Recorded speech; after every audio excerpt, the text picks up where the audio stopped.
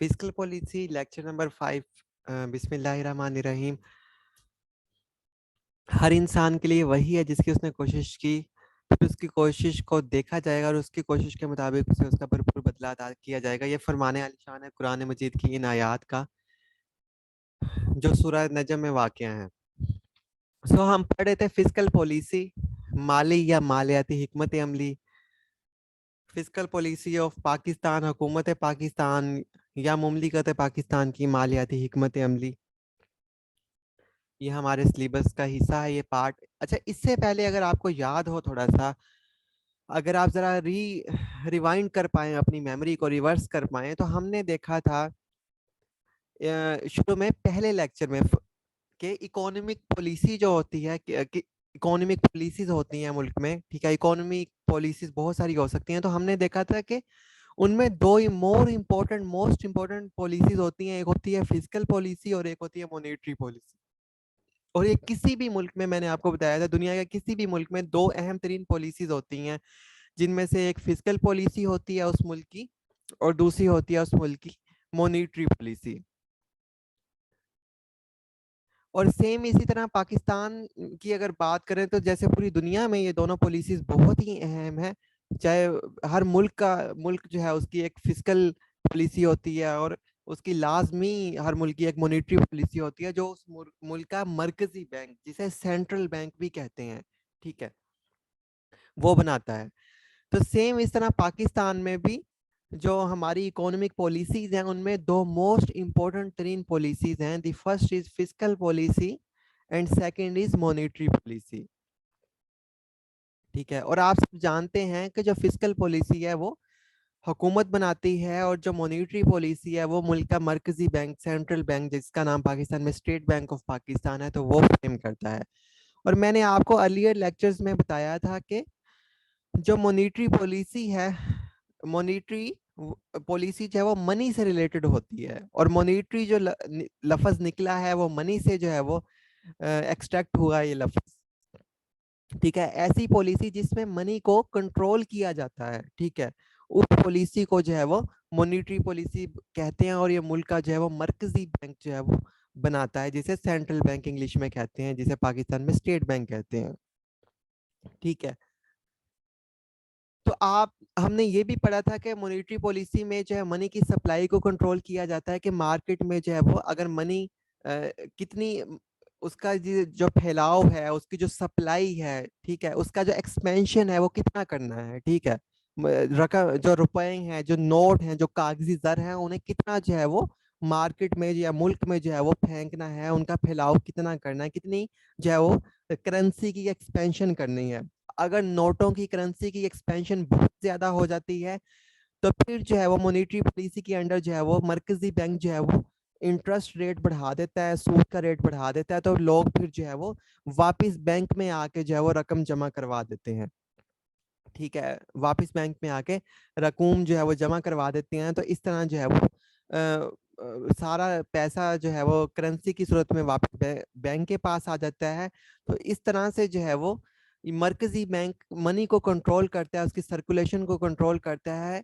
अगर सर्कुलेट ज्यादा करनी हो मनी, तो मनी को मार्केट में करेंसी नोट्स को फेंक देता है, ठीक है, या फिर इंटरेस्ट रेट को डिक्रीज कर देता है। जब डिक्रीज कर देता है सूद के रेट को, मिसाल के तौर पे 5-6% सूद का रेट था पिछले सालों में, तो कोई भी नहीं चाहता कि वो साल बाद उसे 5-6% प्रॉफिट या इंटरेस्ट मिले, तो वो फिर बैंक से रकम निकाल कर दूसरी जगहों पर लगाना शुरू कर देता है।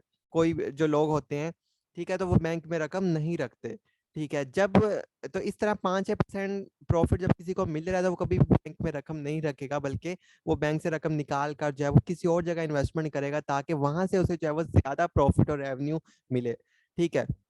तो इस तरह जो है वो मरकजी बैंक जो है वो सूद का रेट गिरा देता है, ठीक है, जिससे लोग पैसा बैंकों से निकाल बाहर करते हैं, निकाल के कहीं और इन्वेस्ट कर देते हैं। और इसके साथ ही जो है वो मार्केट में ज्यादा से ज्यादा करेंसी नोट्स का फैलाव कर देता है। तो ये दो काम करता है मरकजी बैंक मॉनेटरी पॉलिसी के जरिए, कि मनी को सप्लाई करता है ज्यादा, ठीक है, मनी की सप्लाई बनाता है, ठीक है। सप्लाई कितनी करनी है मनी की, वो इसमें तय करता है इस पॉलिसी में। और दूसरा अगर सप्लाई ज्यादा हो जाती है, आपको पता है, आप सब जानते हैं कि अगर करेंसी नोट ज्यादा फैल जाए मार्केट में, मुल्क में ज्यादा करेंसी नोट जो है वो फैल जाए, तो जो इन्फ्लेशन है वो हो जाता है और नोट्स की जो वैल्यू है वो गिर जाती है। ठीक है, डॉलर के मुकाबले में रुपए की जो है कदर गिर जाएगी। ठीक है, कोई ये जनरल सा असूल है, कोई भी चीज जब मार्केट में ज्यादा आ जाती है, मिसाल के तौर पे जब हम डेली लाइफ की बात करें, जब कोई फ्रूट मार्केट में ज्यादा आ जाता है, जैसे अनार है वो बहुत ज्यादा अगर मार्केट में आ जाता है तो उसका रेट गिर जाएगा। ठीक है, चाहे वो जितना भी कीमती हो। अगर जो है वो कम मिकदार में आता है, बहुत लिमिटेड आता है, तो उसका रेट बढ़ जाएगा। ठीक है, तो सेम इसी तरह अगर करेंसी नोट मार्केट में ज्यादा आ जाएंगे तो वो उनकी कदर गिर जाएगी। ठीक है, अगर मनी सप्लाई ज्यादा हो गई है तो उसकी कदर गिर जाएगी। ठीक है, तो फिर उससे रोकने के लिए फिर मरकजी बैंक क्या काम करता है, वो जो इंटरेस्ट रेट है, एक टूल के तौर पे इंटरेस्ट रेट जो है वो बढ़ा देता है। फिर लोग वापस जो है रकूम जो है वो बैंकों में जमा करवा देते हैं। क्यों करवाते हैं बैंक में जमा? मिसाल के तौर पे लोग एक बिजनेस कर रहे हैं, उस बिजनेस में रिस्क भी है, आपको पता है बिजनेस, हर बिजनेस में रिस्क होता है। ठीक है, बिजनेस में रिस्क भी है, तो बिजनेस से उन्हें साल बाद मुनाफा मिलता है, फॉर एग्जाम्पल 10%। ठीक है, लेकिन मरकजी बैंक ये कहता है कि मुल्क में जो है वो प्रॉफिट का रेट है 15%। ठीक है, और रकम भी आपकी महफूज रहेगी। तो बैंक जो है सारे के सारे 15% मिनिमम प्रॉफिट देने के पाबंद हैं, तमाम कमर्शियल बैंक। तो फिर लोग कहते हैं यार, हम जो अपना प्राइवेट बिजनेस कर रहे हैं, तो हम बेवकूफ हैं कि हम रिस्क भी लें, नुकसान भी उठाएं, और फिर मेहनत भी करें जो रोजाना करते हैं, तो हम जो है वो 10% और हमें मुनाफा मिल रहा है, तो इससे अच्छा नहीं है कि हम सारी की सारी रकम जाके जो है वो हम किसी बैंक में सेविंग अकाउंट में जमा करवा देते हैं, ताकि हमें साल बाद 15% जो है वो प्रॉफिट मिले, इंटरेस्ट मिले, और आराम से हमारा कोई काम भी हमें नहीं करना पड़ेगा, और घर में सुकून से लेटे रहे, और महीने बाद जाए, साल बाद जाए, एटीएम से रकम निकाल के ले आए। तो इससे ये टूल है मरकजी बैंक का कि वो जो है इस तरह से मनी की सर्कुलेशन, नोटों की जो सर्कुलेशन है वो कंट्रोल करता है। कभी अगर ज्यादा उसने सप्लाई करनी होती है तो इंटरेस्ट रेट गिरा देता है। ठीक है, जिससे जो है वो लोग बैंकों से रकम निकाल लेते हैं। ठीक है, और इस तरह अगर जो है वो उसने वापस बैंकों में वापस उसने जो है वो, अगर उसकी गिरावट को रोकना है, करेंसी की डिवैल्यूएशन को रोकना है, सप्लाई को जो है वो महदूद करना है, तो फिर वापस बैंकों में रकम को लाना है, तो फिर वो इंटरेस्ट रेट बढ़ा देता है मरकजी बैंक। तो लोग अट्रैक्ट होकर अपने बिजनेसेस में इन्वेस्ट करने की बजाय सारी रकम सेविंग अकाउंट्स में जमा करवा देते हैं वहां पे, क्योंकि रिस्क भी नहीं होता, और इस तरह सारा पैसा वापस मरकजी बैंक के पास आ जाता है। तो ये दो काम बेसिकली करता है मरकजी बैंक मॉनिटरी पॉलिसी में, जो अभी मैंने आपको बताया।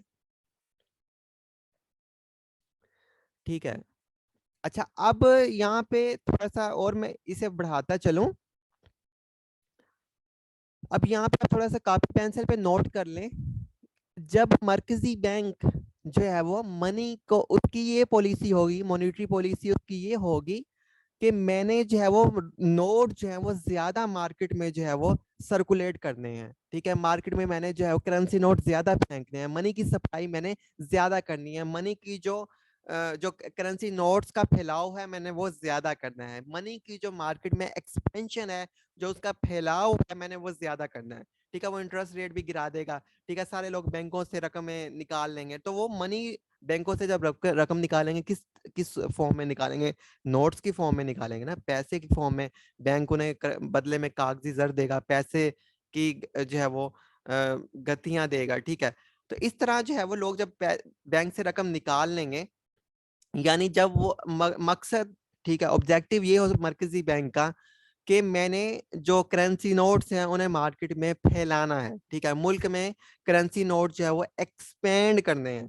ठीक है, मार्केट में जो है वो ज्यादा मुझे करेंसी नोट जो है वो मैंने इशू करने हैं या सप्लाई करने हैं। ठीक है, अब वो क्या कर रहा है? करेंसी का या नोटों का फैलाव कर रहा है मरकजी बैंक।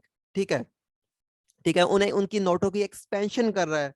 ठीक है, तो इस तरह की मॉनेटरी पॉलिसी को जब ये काम मरकजी बैंक करा हो तो उसे कहेंगे एक्सपेंशनरी मॉनेटरी पॉलिसी। जब करेंसी नोट्स को फैलाव मार्केट में ज्यादा कर रहा होगा, ठीक है, मरकजी बैंक, तो उस मॉनेटरी पॉलिसी को हम क्या कहेंगे? इसके पीछे एक्सपेंशनरी लगा दें, एक्सपेंशनरी मॉनेटरी पॉलिसी। ठीक है, लिख लें।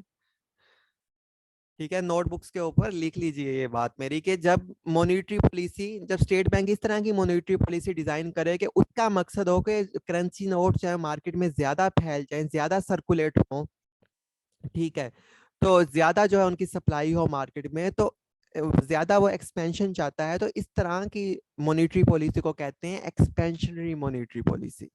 ठीक है, डन, समझ आ गया एक्सपेंशनरी मॉनेटरी पॉलिसी। यहाँ मुझे चैट बॉक्स में बताएं, एक्टिव रहें आज चैट बॉक्स में। आज तो दिन के टाइम हम लेक्चर ले रहे हैं, तो इस टाइम तो कोई भी नहीं सोता। जल्द मुझे चैट बॉक्स में क्विक रिप्लाई किया करें।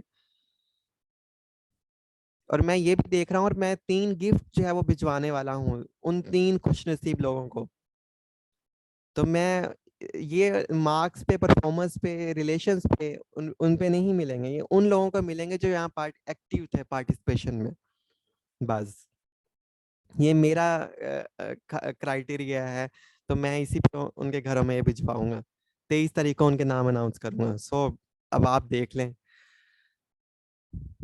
तो अच्छा, उसके बाद जो है वो ये मैंने बता दिया कि monetary money supply, expansionary monetary policy. अच्छा, अब मरकजी बैंक ये चाहता है कि मार्केट में यार करेंसी नोट बहुत ज्यादा हो गए हैं, डॉलर की वैल्यू बढ़ रही है, पाकिस्तानी करेंसी नोट की वैल्यू गिर गई है। ठीक है, और इन्फ्लेशन भी हो गया मार्केट में, और वैल्यू भी नोट करेंसी की गिर गई है, तो करेंसी की वैल्यू को भी तो स्टेबल रखना है ना। तो फिर मरकजी बैंक कहता है यार जो है वो सुकड़ाओ, मतलब कम करो, जो है करेंसी नोट मार्केट से कॉन्ट्रैक्ट कॉन्ट्रैक्ट करो, सुकड़ाओ, वापस जो है बैंक्स में लेके आओ, वापस अवाम से नोट्स वापस जो है वो हासिल करो। तो ये इसका तरीका क्या कार क्या होगा, ये सूद बढ़ा देगा, लोग बाकी बिजनेस में इन्वेस्ट करने के बजाय भाग के पैसे बैंक में जमा करवा देंगे, और बदले में ये सारे के सारे करेंसी नोट्स जो हैं लोग पैसे जमा करवाएंगे ना, आके नोट जमा करवाएंगे ना। तो इस तरह सारे के सारे जो नोट हैं, जो रकम है, जो पैसे हैं, ठीक है, जो कागजी जर है, वो बैंक के पास वापिस आ जाएगा। ठीक है, तो इस तरह, और जो मार्केट में जो पहले सप्लाई जो है एक्सपेंड की थी, अब जो है वो कॉन्ट्रैक्ट हो जाएगी। ठीक है, अब वो सुकड़ जाएगी, मनी की सप्लाई, कागजी जर की, रुपयों की जो सप्लाई है करेंसी नोट्स की, वो सुकड़ जाएगी, वो कॉन्ट्रैक्ट हो जाएगी। तो इस तरह की सॉरी मॉनेटरी पॉलिसी को हम कहेंगे कॉन्ट्रैक्शनरी मॉनेटरी पॉलिसी, जिसमें मरकजी बैंक तमाम जो कागजी जर है वो उसे मार्केट में उसके फैलाव को रोके, ठीक है, और वापस जो है वो बैंकों में ले आए, और उसका फैलाव जो है बिल्कुल कम और इंतहाई लिमिटेड कर दे। तो इस तरह की पॉलिसी को हम कहेंगे कॉन्ट्रैक्शनरी मॉनेटरी पॉलिसी। समझ आ गया सबको? अब दोनों एक्सपेंशनरी मॉनेटरी पॉलिसी क्या होती है और कॉन्ट्रैक्शनरी मॉनेटरी पॉलिसी क्या होती है? Everything is okay? ओके, ठीक है। अब हम चलते हैं।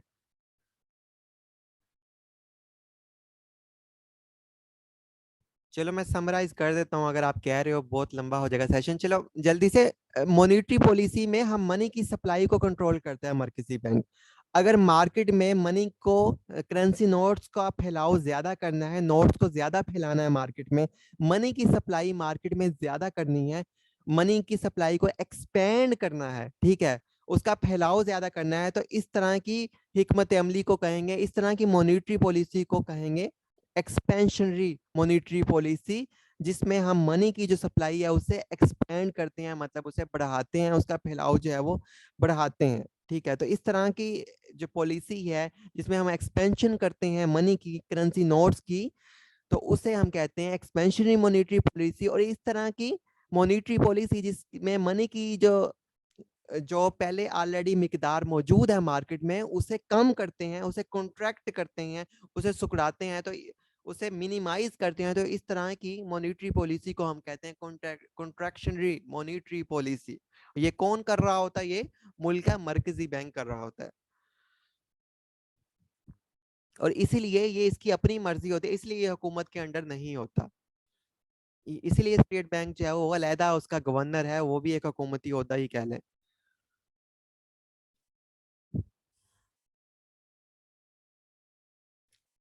अच्छा, अब आ जाते हैं, दूसरा मैंने बताया था किसी भी मुल्क की 2 इंपॉर्टेंट जो है वो इकोनॉमिक पॉलिसीज होती हैं। ठीक है, एक उसकी मॉनेटरी पॉलिसी होती है, और दूसरी उसकी फिस्कल पॉलिसी होती है। फिस्कल पॉलिसी पे पूरा हमारा सिलेबस है जिसे आप पढ़ चुके हैं। और सिंपल यहाँ पे मैं यही कहना चाहूंगा, जैसे मैंने आपको बताया कि 2 हिस्से होते हैं, कि सरकार की आमदनी आएगी कहाँ पे, कहाँ से, और सरकार अपनी आमदनी खर्च कहाँ पे करेगी। और सेम पिछली स्लाइड्स में अगर आपको याद हो, तो मैंने आपको पढ़ाया था कि फिस्कल पॉलिसी जो है उसकी टाइप्स कितनी होती हैं। ठीक है, अच्छा, एक चीज और नोट कर लीजिए अपनी नोटबुक्स में कि ये जो मैंने अभी आपको पढ़ाई, ये दो टाइप्स होगी मॉनेटरी पॉलिसी को, expansionary and contractionary monetary policy. ठीक है, सेम इस तरह से, जैसे इसी तरह से मैंने आपको फिजिकल पॉलिसी के लिए लेक्चर में पढ़ाया था, तो उसमें मैंने इसकी टाइप्स पढ़ाई थी, जिसमें मैंने एक टाइप आपको पढ़ाई थी कि एक्सपेंशनरी फिजिकल पॉलिसी, और एक टाइप मैंने आपको पढ़ाई थी कॉन्ट्रैक्शनरी फिजिकल पॉलिसी। तो आप जरा बताएंगे कि ये क्या होती है। लेक्चर नंबर 1 में हमने इस चीज को पढ़ा था। जी सर। सर एक्सपेंसिटी के अंदर हम लोग हमारी तो हमने अर्लियर लेक्चर में ये पढ़ा था कि एक्सपेंशनरी फिजिकल पॉलिसी, ठीक है, सिंपल हमने अंडरस्टैंड किया था होती क्या है। तो हमने उस टाइम ये अंडरस्टैंड किया था यार कि वो पॉलिसी जिसमें गवर्नमेंट की स्पेंडिंग ज्यादा हो, ठीक है, जिसमें गवर्नमेंट की स्पेंडिंग ज्यादा हो और उसकी जो आमदनी है वो कम हो। मिसाल के तौर पर, अगर गवर्नमेंट जो है वो 100 रुपए स्पेंड कर रही है, ठीक है, उसका हदफ है कि मुझे इस साल जो है वो 100 रुपए जो है खर्च करने हैं आवाम पे, और 80 रुपए जो है वो उसका हदफ है, उसने तय कर लिया है कि एक साल में मुझे 100 रुपए खर्च करने हैं। अब वो 80 रुपए खर्च कर देती है, ठीक है, और जो है वो उसने ये तय किया कि मुझे 100 रुपए खर्च करने हैं। अब ये नहीं उसे होगा कि उसकी क्या हकीकत में उसकी अपनी रियल आमदनी भी 100 रुपया है या नहीं है। उसने कहा नहीं, बस मुझे 100 रुपए खर्च करने हैं, कता नजर इससे है कि मेरी हकीकत में मेरी अपनी खुद जाती आमदनी भी जो है वो 100 रुपए है या नहीं। उसने कहा ये 100 रुपए ही खर्च करने हैं मुझे। ठीक है जी, आप करें खर्च। फिर वो कहते हैं जो कि सरकार कहती है कि उस सरकार अपनी उसके मुताबिक जो है वो 80 रुपए जो है वो खर्च कर देती है अपने प्लान के मुताबिक, और लेकिन सरकार की जो एक्चुअल में जो आमदनी उसे मौसूल होती है साल भर में वो सिर्फ 20 रुपए होती है। तो यहाँ पे जो पीछे के मतलब जो है वो जो है वो 100 माइनस जो है वो आप कर लें 20, तो ये पीछे के जो 80 रुपए हैं ये सरकार कहाँ से लेगी। ठीक है, ये कहाँ से लेगी, फिर आपको जो है डेफिसिट फाइनेंसिंग करेगी, ठीक है, कर्जा लेगी, जो पीछे हमने इतना लेक्चर में सारा पढ़ा। ये लोन लेगी, बॉन्ड इशू करेगी, पब्लिक से डेट लेगी, ठीक है, करेंसी नोट छापेगी, ठीक है, कुछ भी करेगी तो ये आईएमएफ के पास जाएगी, तो वर्ल्ड बैंक के पास जाएगी, तो ये जो पैसे हैं ये उसके जरिए पूरा करेगी। तो ऐसी पॉलिसी जिसमें सरकार कहती है कि मुझे एक्सपेंशन करनी है, मतलब एक्सपेंडिचर ज्यादा करती है, ठीक है, लेकिन आमदनी उसकी कम होती है, ठीक है, इस तरह की पॉलिसी कहलाती है एक्सपेंशनरी फिस्कल पॉलिसी, जिसमें सरकार की एक्सपेंडिचर ज्यादा होते हैं और उसकी आमदनी कम होती है, और रिमेनिंग के जो पैसे होते हैं वो कर्जे लेके पूरे करती है। ठीक है, इस तरह की जो है वो पॉलिसी कहलाती है एक्सपेंशनरी फिस्कल पॉलिसी। ठीक है, और इसी तरह हमने और पढ़ा था कि यार के कॉन्ट्रैक्शनरी फिस्कल पॉलिसी हमने देखा था, इसमें सरकार जो है उसकी जो खर्च है, जो एक्सपेंडिचर है वो थोड़े होते हैं। जैसे अगर सरकार जो है वो 30 रुपए खर्च कर रही है तो उसकी आमदनी जो है वो 70 रुपए है, ठीक है, 100 रुपया फॉर एग्जाम्पल आमदनी है, ठीक है, 100 रुपया अगर सरकार की आमदनी है तो उसमें से वो और अखराजात उसके जो है वो 30 रुपए हैं, तो इट्स मीन वो 70 रुपए सेव कर रही है। ऐसी ऐसी पॉलिसी, ऐसी हिकमत अमली जिसमें जो है वो सरकार के एक्सपेंडिचर जो है वो कम हो, ठीक है, और उसकी आमदनी जो है वो ग्रेटर हो, ज्यादा हो, ठीक है, हाई हो, ठीक है, as compared to the expenses. तो इस तरह की फिजिकल पॉलिसी को हम कहते हैं कॉन्ट्रैक्शनरी फिजिकल पॉलिसी। ठीक है, आपको मजीद अंडरस्टैंडिंग के लिए लेक्चर 1 पे जाना पड़ेगा। यहाँ तक कितना ही, तो आगे हम इसे अगली स्लाइड में फिर दोबारा अगेन डिस्कस करेंगे। तो यहाँ पे अब आ जाते हैं, तो अभी तक हमने क्या सीखा या क्या पढ़ा इस हिस्से तक सेशन के। हमने ये देखा कि जो है फिजिकल पॉलिसी हुकूमत बनाती है और मॉनेटरी पॉलिसी मरकजी बैंक बनाता है। ठीक है, और हमने साथ ये देखा कि फिजिकल पॉलिसी दो तरह की हो सकती है, एक एक्सपेंशनरी फिजिकल पॉलिसी हो सकती है और एक कॉन्ट्रैक्शनरी फिजिकल पॉलिसी हो सकती है। ठीक है, आई होप सो ये दोनों चीजें अंडरस्टैंड होंगी आपको। और इसके बाद हमने देखा कि एक जो है वो एक्सपेंशनरी मॉनेटरी पॉलिसी भी दो तरह की होती है, एक एक्सपेंशनरी मॉनेटरी पॉलिसी होती है और एक कॉन्ट्रैक्शनरी जो है मॉनेटरी पॉलिसी होती है। और हमने कलेक्टिवली ये देखा कि ये जो फिजिकल पॉलिसी हो, चाहे चाहे मॉनेटरी पॉलिसी हो या किसी भी मुल्क की इकोनॉमिक पॉलिसीज का बहुत ही अहम हिस्सा होती हैं ये दो पॉलिसीज, और हर मुल्क में ये बनती हैं। अच्छा, तो कलेक्टिवली हम इस तरह से भी इन्हें कह सकते हैं कि किसी भी मुल्क की, ठीक है, किसी भी मुल्क की कॉन्ट्रैक्शनरी पॉलिसी या किसी भी मुल्क की एक्सपेंशनरी पॉलिसी, तो ये किस तरह हम कह सकते हैं? अगर कॉन्ट्रैक्शनरी पॉलिसी किसी मुल्क की कहें तो उसका क्या मतलब होगा? तो जरा हम अगली स्लाइड में देख लेते हैं। फॉर एग्जाम्पल, हम यहाँ पे जो है वो expansionary fiscal policy plus expansionary monetary policy को जमा करें तो दोनों को मिलाकर हम क्या कह सकते हैं? हम कह सकते हैं एक्सपेंशनरी पॉलिसी। किसकी? उस मुल्क की, पाकिस्तान की एक्सपेंशनरी पॉलिसी, या पाकिस्तान की मुल्क के पाकिस्तान की एक्सपेंशनरी पॉलिसी। ठीक है, सेम इसी तरह कॉन्ट्रैक्शनरी फिस्कल पॉलिसी को जब हम जमा करेंगे कॉन्ट्रैक्शनरी मॉनेटरी पॉलिसी में, तो हम इसे मजमूई तौर पर कह सकते हैं पाकिस्तान की कॉन्ट्रैक्शनरी पॉलिसी। ठीक है, इसमें दोनों चीजें शामिल होंगी, इसमें कॉन्ट्रैक्शनरी फिस्कल पॉलिसी भी शामिल होगी प्लस जो है वो कॉन्ट्रैक्शनरी मॉनेटरी पॉलिसी भी शामिल होगी। ठीक है, आपको पता है कि एक्सपेंशनरी फिस्कल पॉलिसी में हुकूमत जो है वो अपने एक्सपेंडिचर ज्यादा करती है, जो है वो अपने अखराजात बढ़ाती है बहुत ज्यादा, और सेम एक्सपेंशनरी मॉनेटरी पॉलिसी में जो है वो स्टेट बैंक या मरकजी बैंक जो है वो करेंसी नोट जो है वो ज्यादा सर्कुलेट करता है, ज्यादा इशू करता है। ठीक है, ज्यादा जो है वो मार्केट में फैलाता है। एग्जाम्पल के तौर पर एक्सपेंशनरी पॉलिसी में हुकूमतें अपने खर्चे जो है वो ज्यादा करने हैं, लेकिन उसके पास इतने जो है पैसे नहीं है, या तो वो लोन ले, ठीक है, या कोई दूसरा रास्ता अपनाए, या फिर चाहे वो मरकजी बैंक से रिक्वेस्ट करे कि प्लीज आप नोट छाप दो, तो मरकजी बैंक क्या करेगा? वो नोट छाप देगा बहुत सारे, और छाप कर हुकूमत को दे देगा। ठीक है, तो इस तरह मरकजी बैंक जो नोट छापेगा, जो नोटों की सर्कुलेशन ज्यादा करेगा, उसे कहेंगे एक्सपेंशनरी मॉनेटरी पॉलिसी, और हुकूमत जो खर्चे ज्यादा करेगी, ठीक है, आपको पता है, उसे तो हम कहते हैं एक्सपेंशनरी फिस्कल पॉलिसी। दोनों को मिलाकर हम मजमूई तौर पर कह सकते हैं किसी भी मुल्क की एक्सपेंशनरी पॉलिसी। ठीक है, ये सिंगल टर्म में जब हम रिफ्लेक्ट करेंगे तो बैक एंड पे इसकी दो चीजें होंगी। कहीं लफ्ज मिल जाता है आपको तो कंफ्यूज ना होइएगा। और इसी तरह कॉन्ट्रैक्शनरी पॉलिसी में, जब हम कॉन्ट्रैक्शनरी फिस्कल पॉलिसी में, यहाँ पे सरकार क्या करती है? खर्चे अपने कम करती है, ठीक है, और उसके रेवेन्यू ज्यादा होते हैं, यहाँ पे खर्चे उसके कम होते हैं। और इसी तरह मरकजी बैंक की जो नोट है वापस उठा लेता है मार्केट से, वापस ला के जो है वो बैंकों में इकट्ठे कर लेता है। ठीक है, तो इस तरह की जो पॉलिसी होती है किसी भी मुल्क की, मजमूई तौर पे दोनों को मिला के हम इसे कह सकते हैं contractionary policy of that country. ठीक है, अब समझ आ गया मजमूई तौर पर कि एक्सपेंशनरी पॉलिसी सिंगल टर्म में किस चीज को रिफ्लेक्ट करती है, और कॉन्ट्रैक्शनरी पॉलिसी सिंगल टर्म में किस चीज को रिफ्लेक्ट करती है। आ गया तो मुझे जरा आप हाँ कर दीजिए यहाँ पे।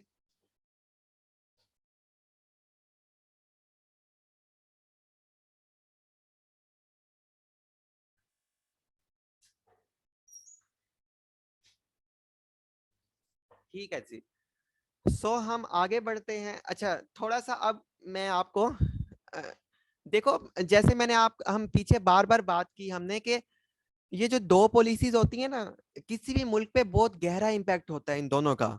आई थिंक के मेन पिलर्स ही ये दो पॉलिसीज होती हैं किसी भी मुल्क की इकोनॉमी की। ठीक है, तो बहुत ही जो है वो इम्पैक्टफुल होती हैं उस कंट्री पे ये दोनों पॉलिसीज। अगर ये अच्छी तरह डिजाइन हो तो मुल्क की इकोनॉमी ग्रो करती है, अगर ना अच्छी तरह डिजाइन हो तो मुल्क जो है वो बदहाली की तरफ जाता है। ठीक है, मुल्क जो है बदतरी की जानिब बढ़ता है, बदहाली की जानिब जो है वो जाता है, वहां पे जो है वो इकोनॉमी को मसलों और मुसीबतों का सामना करना पड़ता है। थोड़ा सा ये दोनों मुल्क के लिए बहुत ही अहम है। थोड़ा सा आगे अब मैं आपको दिखाता हूँ कि एक्सपेंशनरी पॉलिसी और कॉन्ट्रैक्शनरी पॉलिसी पे दो वीडियोस, थोड़ा सा वो देखें तो अंडरस्टैंड करें कि किस तरह किसी मुल्क में जो है वो ये काम करती हैं, और उसके बाद हम वापस फर्दर आगे मूव करेंगे।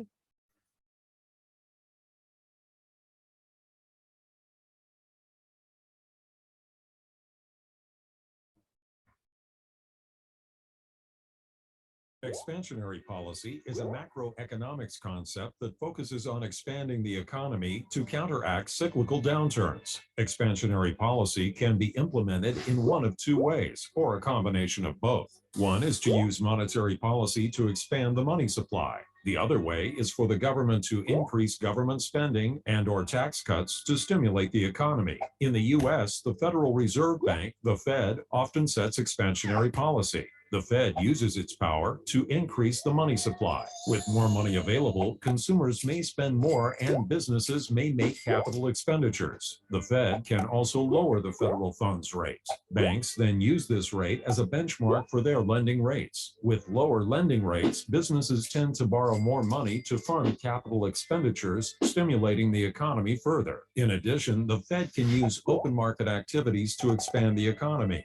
By buying securities such as U.S. Treasury bonds in the open market, the Fed causes the price of those securities to increase. This lowers the yield on these bonds. Investors then seek other investments with higher yields, and the economy expands as more funds chase a more diverse mix of investments. Economists must be cautious with expansionary policy tools. Over-aggressive leads to inflation. In addition, it is often difficult for economists to know when the expansionary policy tools are working. Time lags between implementation and results vary, making it difficult to know when to stop.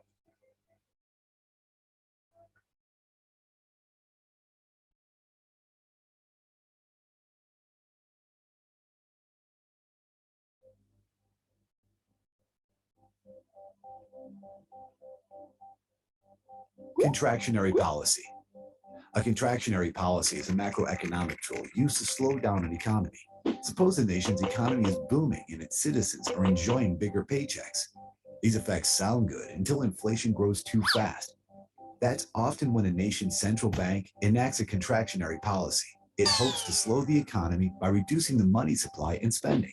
There are three main ways to enact a contractionary policy: increase interest rates, increase reserve requirements, or reduce the money supply. If the Federal Reserve increases the interest rate it charges banks, banks will have to increase the interest rate they charge borrowers. Consumers take fewer loans when interest rates are high, and spending decreases as a result. If banks are required to keep more cash in reserve to meet withdrawal demands, they have less money to loan, which also reduces spending. Central banks borrow money through bonds. More investors will buy bonds if they pay higher interest, which takes money out of circulation. Central banks can reduce the amount of money they loan or call on existing bonds to reduce the money supply. Contractionary policies often curb inflation and stabilize prices, but they can also slow production and increase unemployment. A government may consider an expansionary policy if its economy slows too much.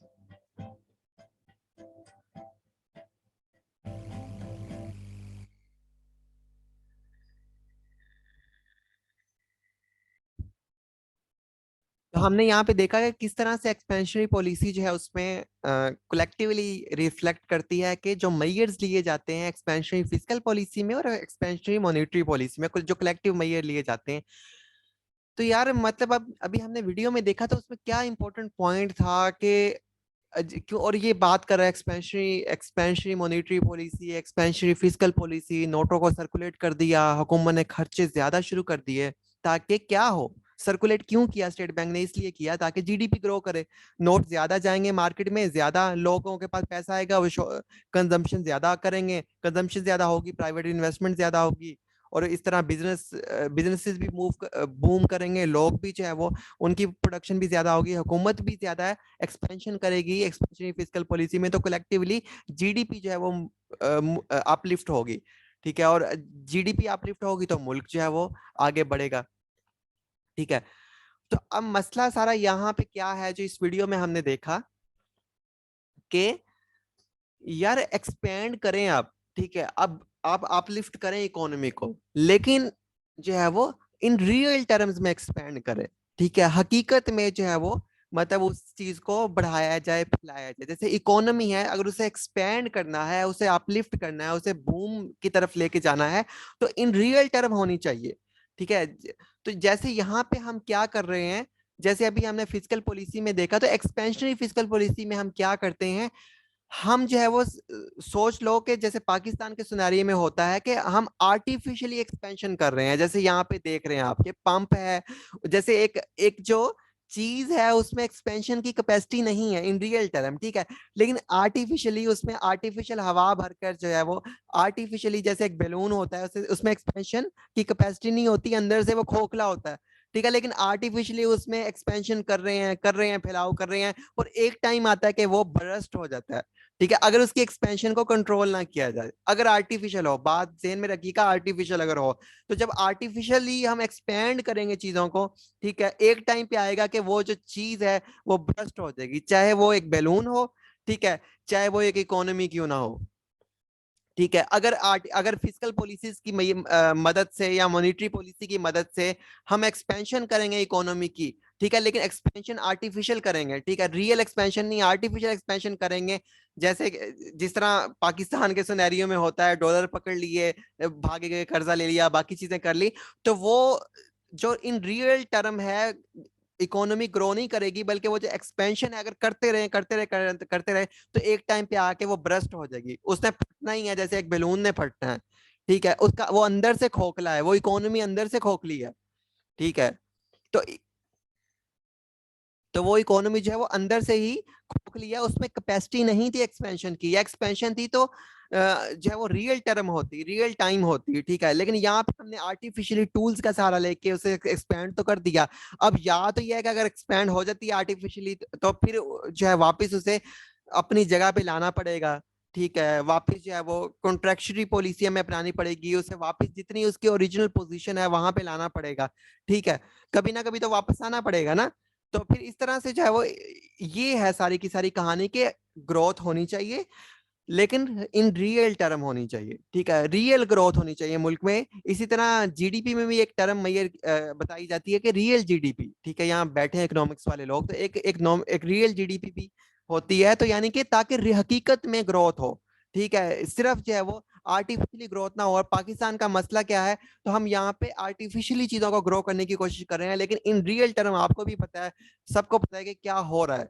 ठीक है, तो artificial expansion नहीं होनी चाहिए, real term होनी चाहिए, slow चाहे हो, आहिस्ता आहिस्ता हो, लेकिन एक्सपेंशन होनी चाहिए, हर चीज को ग्रो करना चाहिए, लेकिन रियल टर्म्स में। तो इसी तरह इकोनॉमी को भी रियल टर्म में ग्रो करना चाहिए।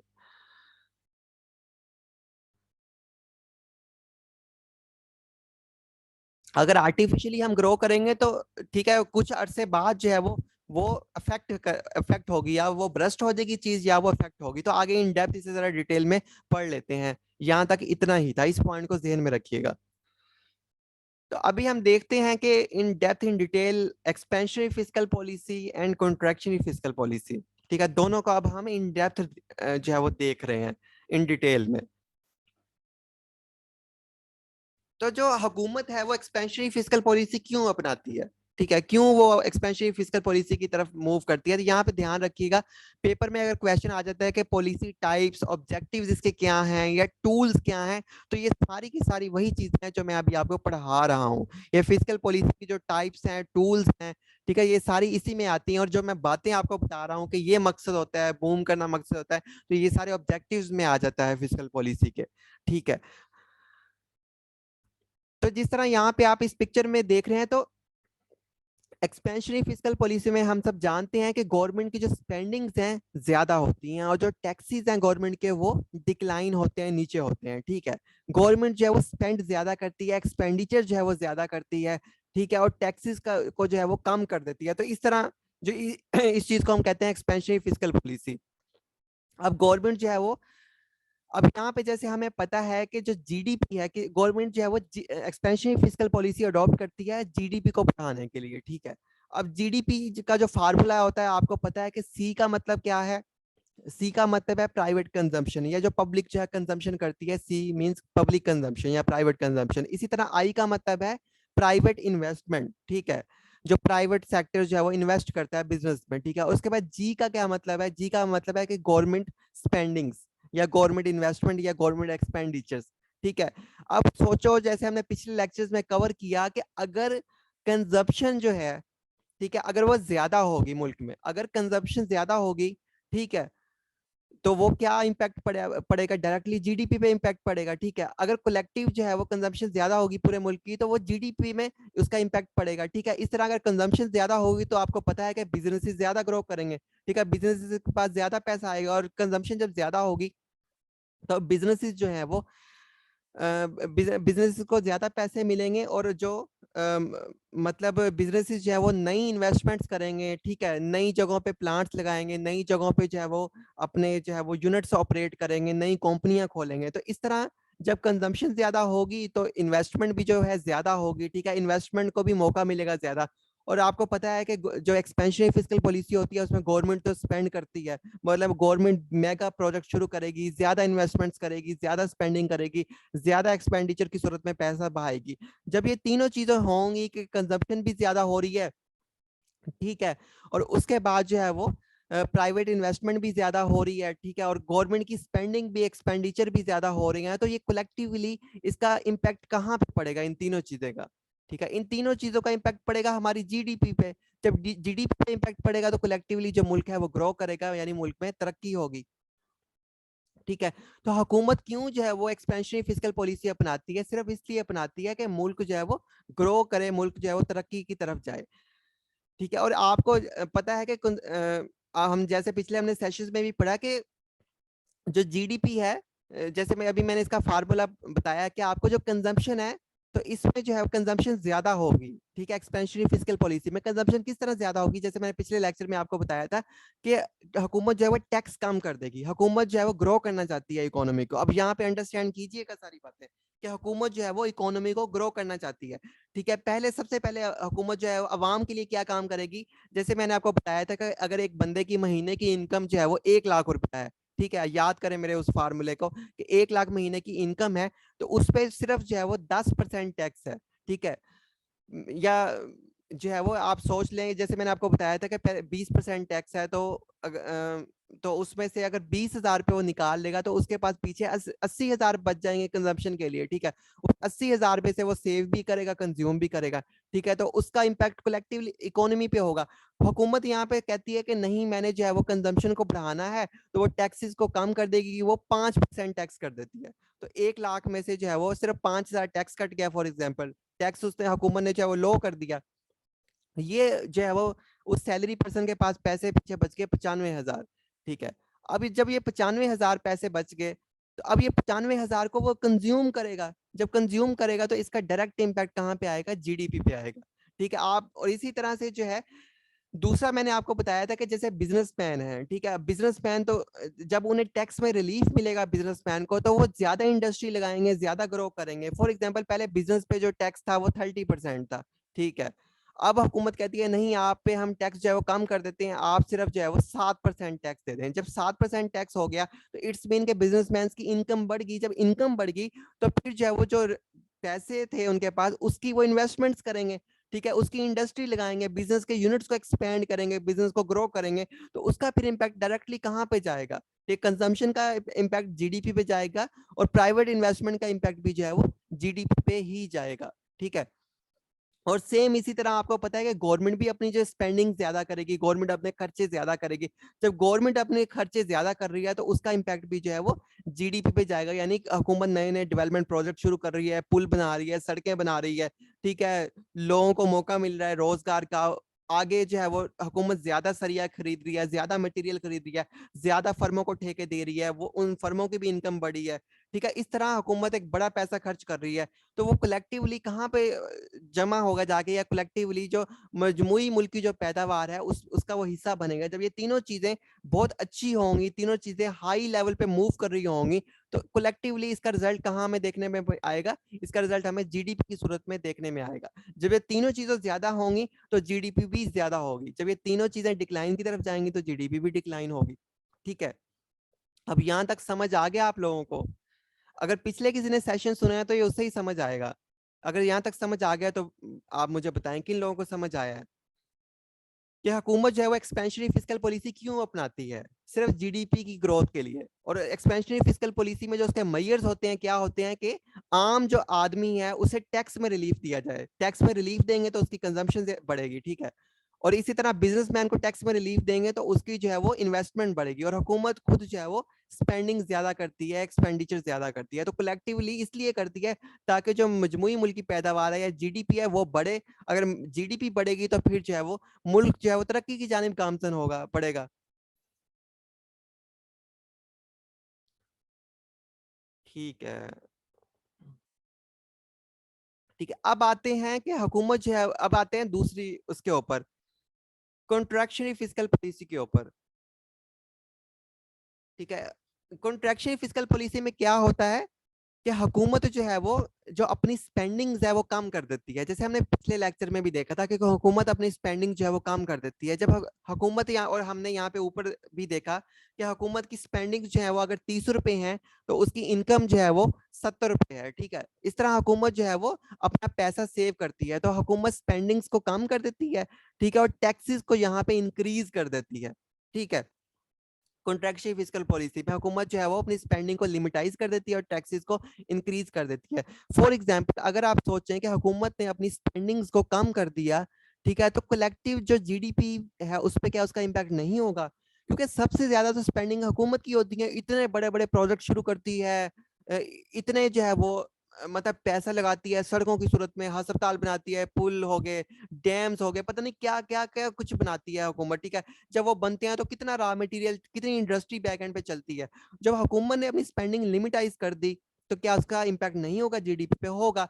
ठीक है, और इस तरह कॉन्ट्रैक्शनरी पॉलिसी में हुकूमत टैक्स बढ़ा देती है। ठीक है, जब टैक्स हुकूमत बढ़ाएगी, मुझे बताएंगे, जैसे हमने देखा अगर टैक्सेस ज्यादा होंगे तो प्राइवेट इन्वेस्टमेंट वो तो डिस्करेज होगी, वो तो लोग कभी भी इन्वेस्टमेंट नहीं करेंगे। पर जो बिजनेसमैन होता है उसे हमदर्दी तो नहीं होती मुल्क से, उसे तो होता है कि मुझे मुनाफा कहाँ से ज्यादा आएगा। ठीक है, वो बैंक में जाकर रखवा देगा पैसे या मुल्क से पैसा निकाल के ले जाएगा। ठीक है, तो यहाँ पे क्या होता है कि हुकूमत जो अगर, तो जब हुकूमत टैक्स बढ़ाती है तो इसका इम्पैक्ट डायरेक्टली जाके जो है वो प्राइवेट इन्वेस्टमेंट में पड़ता है। जब प्राइवेट, क्योंकि सबसे ज्यादा हिस्सा तो मुल्क में प्राइवेट इन्वेस्टमेंट का होता है ना, जब प्राइवेट इन्वेस्टमेंट नहीं होती तो क्या होता है, जीडीपी इफेक्ट होती है। अब यहाँ पे तीसरा जो इसका इम्पैक्ट है टैक्स बढ़ाने का, कंजम्पशन पे। फॉर एग्जाम्पल, जैसे हमने पिछली लेक्चर्स में भी डिस्कस किया एग्जाम्पल के थ्रू, कि अगर आपकी सैलरी जो है वो 1 लाख रुपए थी, उसमें से जो है हुकूमत आपसे कहती है कि 20% टैक्स दे, तो पीछे 80 रुपए बचे, तो यहाँ पे आप कम कंज्यूम करेंगे। जबकि एक्सपेंशनरी फिस्कल पॉलिसी में क्या था कि 1 लाख रुपए आपकी सैलरी थी तो हुकूमत ने 5% टैक्स लगाया था सिर्फ, तो समझो कि आपके पास 95,000 बच गए, तो आप 95,000 कंज्यूम करोगे। तो इसी तरह जब टैक्स हुकूमत एक इंडिविजुअल पे भी लगा देती है ज्यादा, तो कंजम्पशन जो है वो कम हो जाती है। तो कलेक्टिवली यहाँ पे जो जीडीपी है वो स्लो हो जाती है और सम टाइम जो है वो डिक्लाइन का शिकार हो जाती है, स्टक हो जाती है, रुक जाती है अपनी जगह पे। इसका कलेक्टिव इम्पैक्ट जो है वो जीडीपी पे आता है जब हुकूमत जो है वो कॉन्ट्रैक्शनरी फिस्कल पॉलिसी जो है वो अडॉप्ट करती है।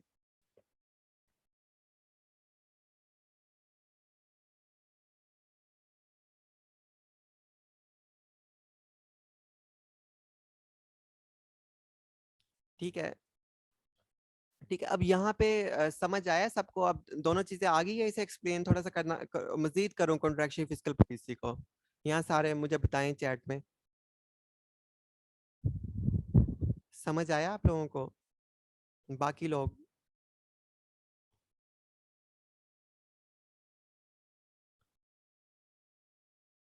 ठीक है, ठीक है, ठीक है। अच्छा, अब थोड़ा सा यहाँ पे ये है कि ये इस तरह से देखें, और यहाँ पे जो है जीडीपी स्टक हो जाती है, जीडीपी आगे नहीं बढ़ पाती, और जीडीपी जब आगे नहीं बढ़ेगी तो इसका मतलब मुल्क जो है तरक्की नहीं करेगा। ठीक है, तो यहाँ पे दो सवाल अराइज होते हैं। तो इट्स मीन के एक्सपेंशनरी फिस्कल पॉलिसी बेटर है मुल्क के लिए, हुकूमत को ये अडॉप्ट करनी चाहिए क्योंकि इससे मुल्क ग्रो करता है। ठीक है, एक सवाल तो यहाँ पे ये है पैदा होता है। ठीक है, और दूसरा सवाल ये है कि हुकूमत जो है वो कॉन्ट्रैक्शनरी फिस्कल पॉलिसी क्यों अडॉप्ट करती है, मतलब क्यों अपनाती है कॉन्ट्रैक्शनरी फिस्कल पॉलिसी। अच्छा, यहाँ पे पहले इस सवाल के आंसर पे आ जाते हैं। हुकूमत कॉन्ट्रैक्शनरी फिस्कल पॉलिसी इसलिए अपनाती है कि अ, जब जो है वो इन्फ्लेशन ज्यादा हो जाता है,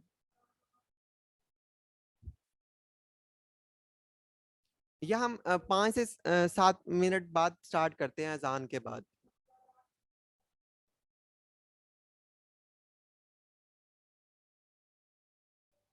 6:56 हुए हैं तो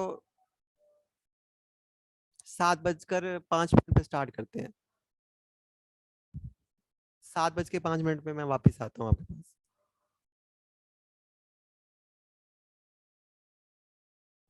अच्छा, एक बात यहाँ पे जहन में हमारे आती है कि हुकूमत कॉन्ट्रैक्शनरी फिस्कल पॉलिसी क्यों अपनाती है, उसकी क्या रीजन है कि हुकूमत को ये अपनानी पड़ती है, हालांकि दूसरी में तो जीडीपी ग्रो कर रही है, इसमें जीडीपी भी डिक्लाइन का शिकार होती है, ये रुक जाती है, तो क्यों अपनाती है?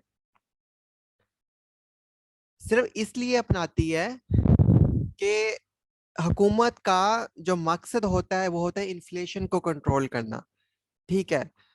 जो है वो इन्फ्लेशन जो है उसे कंट्रोल करने के लिए जो है हुकूमत कॉन्ट्रैक्शनरी फिस्कल पॉलिसी अपनाती है, ठीक है। जब आपको पता है कि पैसा ज्यादा आ जाए, मार्केट में ज्यादा पैसा सर्कुलेट हो जाए, आवाम के पास ज्यादा पैसा चला जाए, ठीक है, तो इन्फ्लेशन फिर हो जाता है, ठीक है।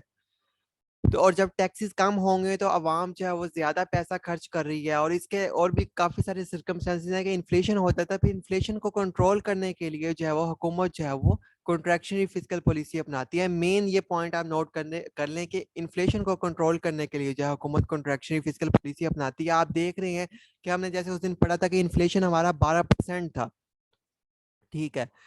तो 12 ऐसी, और हमने जीडीपी भी देखी कि ग्रो करी थी, तो ऐसी ही हमारी जीडीपी ग्रोथ का क्या फायदा जिसमें हमारा इन्फ्लेशन ही 2 गुना हो गया हो, ठीक है। हम चाहे कम जीडीपी ग्रो कर लें, लेकिन इन्फ्लेशन उस जीडीपी की जो वैल्यू है उससे कम होना चाहिए, ठीक है। वो जो परसेंटेज है उससे कम होना चाहिए। अगर जीडीपी चलो ठीक है 3% ग्रो हो जाए, लेकिन इन्फ्लेशन 1% या 2% ही होना चाहिए, ठीक है। तो इन्फ्लेशन जो है वो इन्फ्लेशन को कंट्रोल करने के लिए जो है वो कॉन्ट्रैक्शनरी फिस्कल पॉलिसी जो है हुकूमत अडॉप्ट करती है। अच्छा, आप जरा देख रहे हैं, थोड़ा सा अगर प्रैक्टिकल एग्जांपल मैं आपको बताऊं, तो जैसे पिछले कई सालों में हुआ कि आपको पता है कि कितनी ज्यादा स्पेंडिंग्स हो रही थी लोगों की, ठीक है। देखो कितनी ज्यादा मतलब स्पेंडिंग्स जो है वो लोग कर रहे थे। देखो अब जैसे मैंने आपको पीछे एग्जांपल दी ना, अगर रियल टाइम स्पेंडिंग्स हो, रियल टाइम इन्वेस्टमेंट्स हो, प्राइवेट इन्वेस्टमेंट भी अगर रियल टाइम हो, ठीक है, तो फिर जो है मतलब फिर जाके इकोनॉमी जो ओरिजिनल जो है वो जो नेचुरल जीडीपी है फिर वो ग्रो करती है, ठीक है। अब जैसे पिछले सालों में ये हुआ पाकिस्तान में, पिछली दहाई में कह लें या पिछले 5 7 10 सालों में, कि हर यहाँ पे जो है वो हर बंदा जो है वो इन्वेस्टमेंट कर रहा था प्रॉपर्टी सेक्टर में। मतलब कि प्रॉपर्टी जो है वो आज से 20 25 साल पहले ये कोई सेक्टर नहीं था, प्रॉपर्टी सेक्टर। लोग देहातों में रहते थे सुकून से, ठीक है, शहरों वाले शहरों में रहते थे। लेकिन 20 22 साल पहले, 15 20 साल पहले ऐसे रुझान बना कि 15 साल पहले तो यहाँ पे इन्वेस्टमेंट्स बूम शुरू हो गया, ठीक है। और हर बंदा जो है प्रॉपर्टी में, हर बंदा जो है उसमें इन्वेस्टमेंट कर रहा है। फिर उसके बाद प्लॉट्स में इन्वेस्टमेंट कर रहा है। पाकिस्तान का ज्यादातर हिस्सा, आप सब लोग शामिल होंगे इसमें, आपके इर्द गिर्द सारे, कि आप देखते होंगे कि हर बंदा एक ही बात कहता था, यार इन्वेस्टमेंट कर लो, किसमें, प्रॉपर्टी में, ठीक है, यार प्लाट खरीद लो, यार हाउसिंग स्कीमें बन रही थी, कॉलोनियां बन रही थी, ठीक है। आपने सबने ऐसे ही देखा ना पिछले 10 साल में अपनी आंखों के सामने, ठीक है। अब कोई बंदा ये नहीं कहता था यार स्टॉक एक्सचेंज में इन्वेस्ट कर लो जाके, कोई ये नहीं कहता था यार मिल के आओ, हम 10 लोग मिलते हैं, कंपनी खोल के बिजनेस स्टार्ट करते हैं, कोई नहीं कहता था, ठीक है। कोई नहीं कहता था कि पैसे जो है वो किसी जो है वो कोई रेस्टोरेंट खोल लेते हैं, यानी रियल टाइम कोई चीज फैक्ट्री लगा लेते हैं, कोई मिल लगा लेते हैं, बल्कि मिलों वाले, फैक्ट्रियों वाले भी वहां से इन्वेस्टमेंट निकाल निकाल के जो है वो लेके जा रहे थे। कहाँ पे लेके जा रहे थे? रियल एस्टेट सेक्टर में, प्रॉपर्टी सेक्टर में। अब उसका इम्पैक्ट क्या हुआ? उसका जो इम्पैक्ट हुआ वो ये हुआ कि जो रियल एस्टेट सेक्टर है या प्रॉपर्टी सेक्टर है, देखो वहां पे हकीकी ग्रोथ कोई नहीं हुई। जैसे गाड़ियों की एक फैक्ट्री है या एक शुगर मिल है, वहां पे तो नया रॉ मटेरियल आ रहा है और नया जा रहा है, गाड़ियों में भी लोहा आ रहा है, इतनी सारी चीजें ऐड ऑन हो रही हैं, वो प्रोडक्शन हो रही है, ठीक है।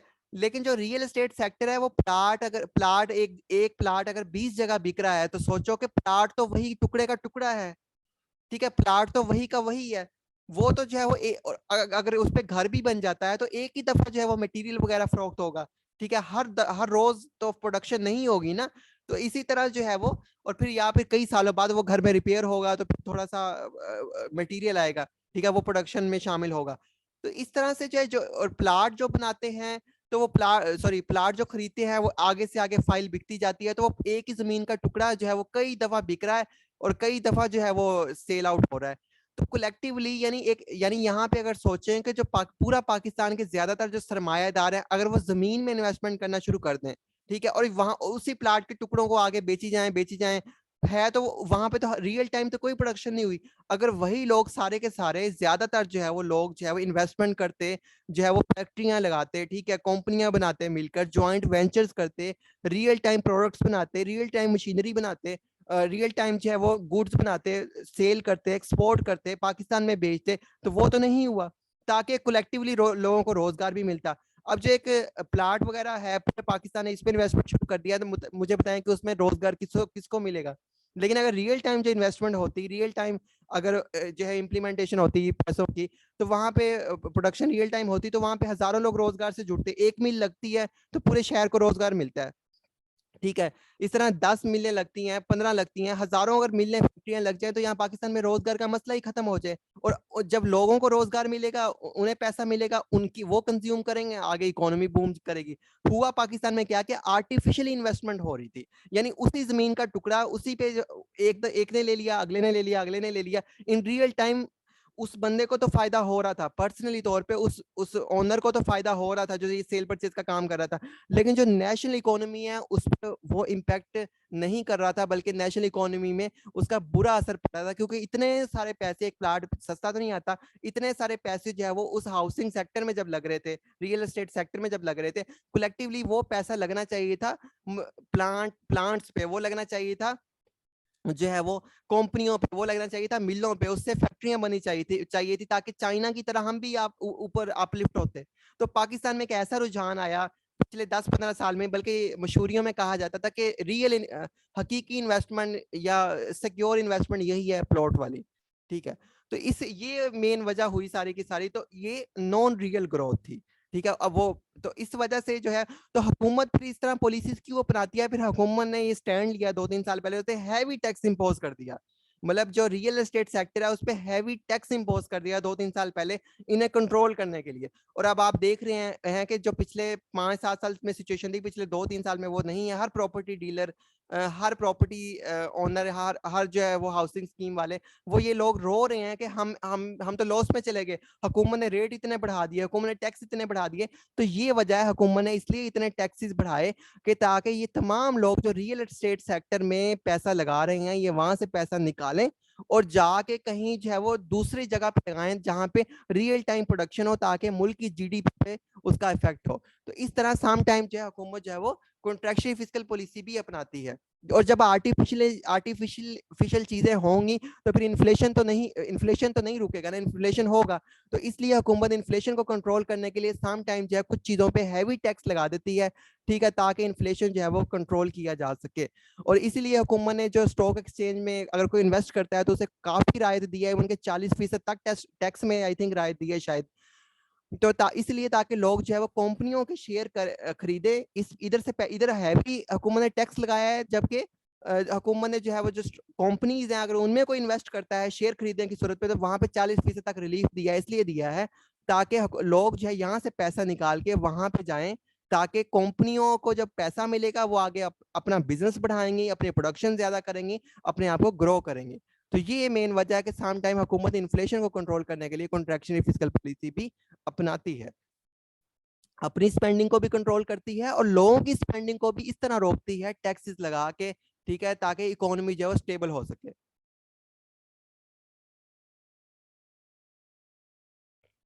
एग्रीकल्चर एक डिफरेंट चीज है, एग्रीकल्चर में प्रोडक्शन हो रही होती है। एग्रीकल्चर, ये मैं रियल एस्टेट की बात कर रहा हूँ जो जमीन का टुकड़ा है। एग्रीकल्चर में तो जो है चीजें उग रही होती हैं, ठीक है। एग्रीकल्चर में तो ये मैं किसी एक की नहीं बात कर रहा, पूरे पाकिस्तान में बहरिया सिटी से लेकर, बहरिया टाउन से लेकर हर हर शहर में, हर हर गांव तक, मतलब स्कीम्स बन गई हैं इसकी सारी रियल एस्टेट की, ठीक है। बहुत हर आपको अपने इर्द गिर्द नजर आती होंगी जो है यहाँ कि हर जगह सिर्फ इन्वेस्टमेंट हो रही है, यानी बिजनेस है।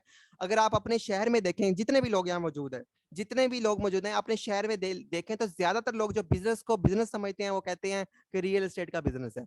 अगर ये सारे लोग इस चीज को बिजनेस समझे कि नहीं, प्रोडक्शन करनी चाहिए, फैक्ट्रियां लगानी चाहिए, बाकी चीजें करनी चाहिए, तो फिर जीडीपी पे इफेक्ट आएगा। तो इसलिए हुकूमत समटाइम कॉन्ट्रैक्शनल फिस्कल पॉलिसी भी अपनाती है।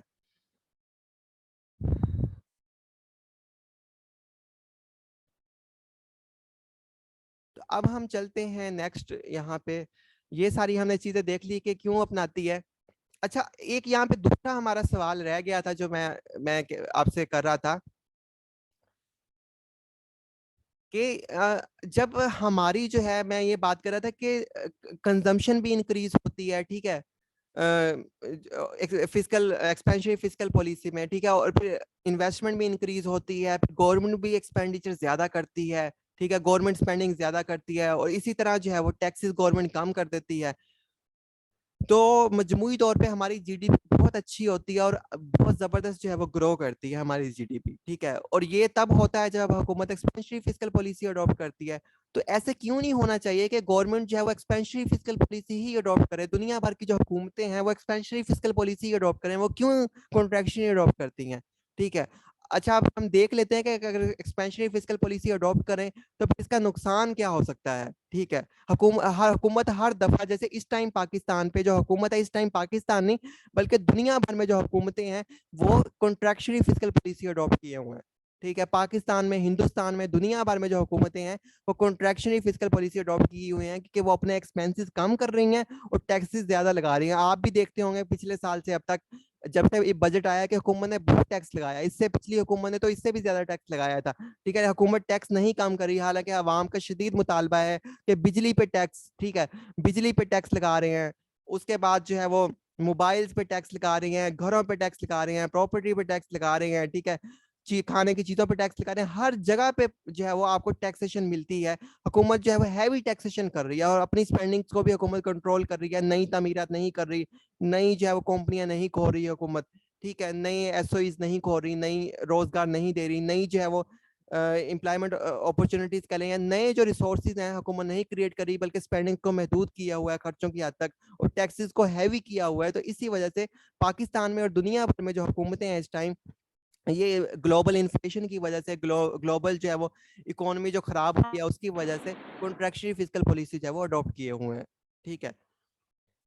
ताकि इस क्यों अडॉप्ट किए हुए हैं कि इन्फ्लेशन जो है वो ग्लोबली जो है इन्फ्लेशन बहुत ज्यादा आ गया है। बरतानिया के तो 5 वज़ीर-ए-आज़म तक चेंज हो गए हैं।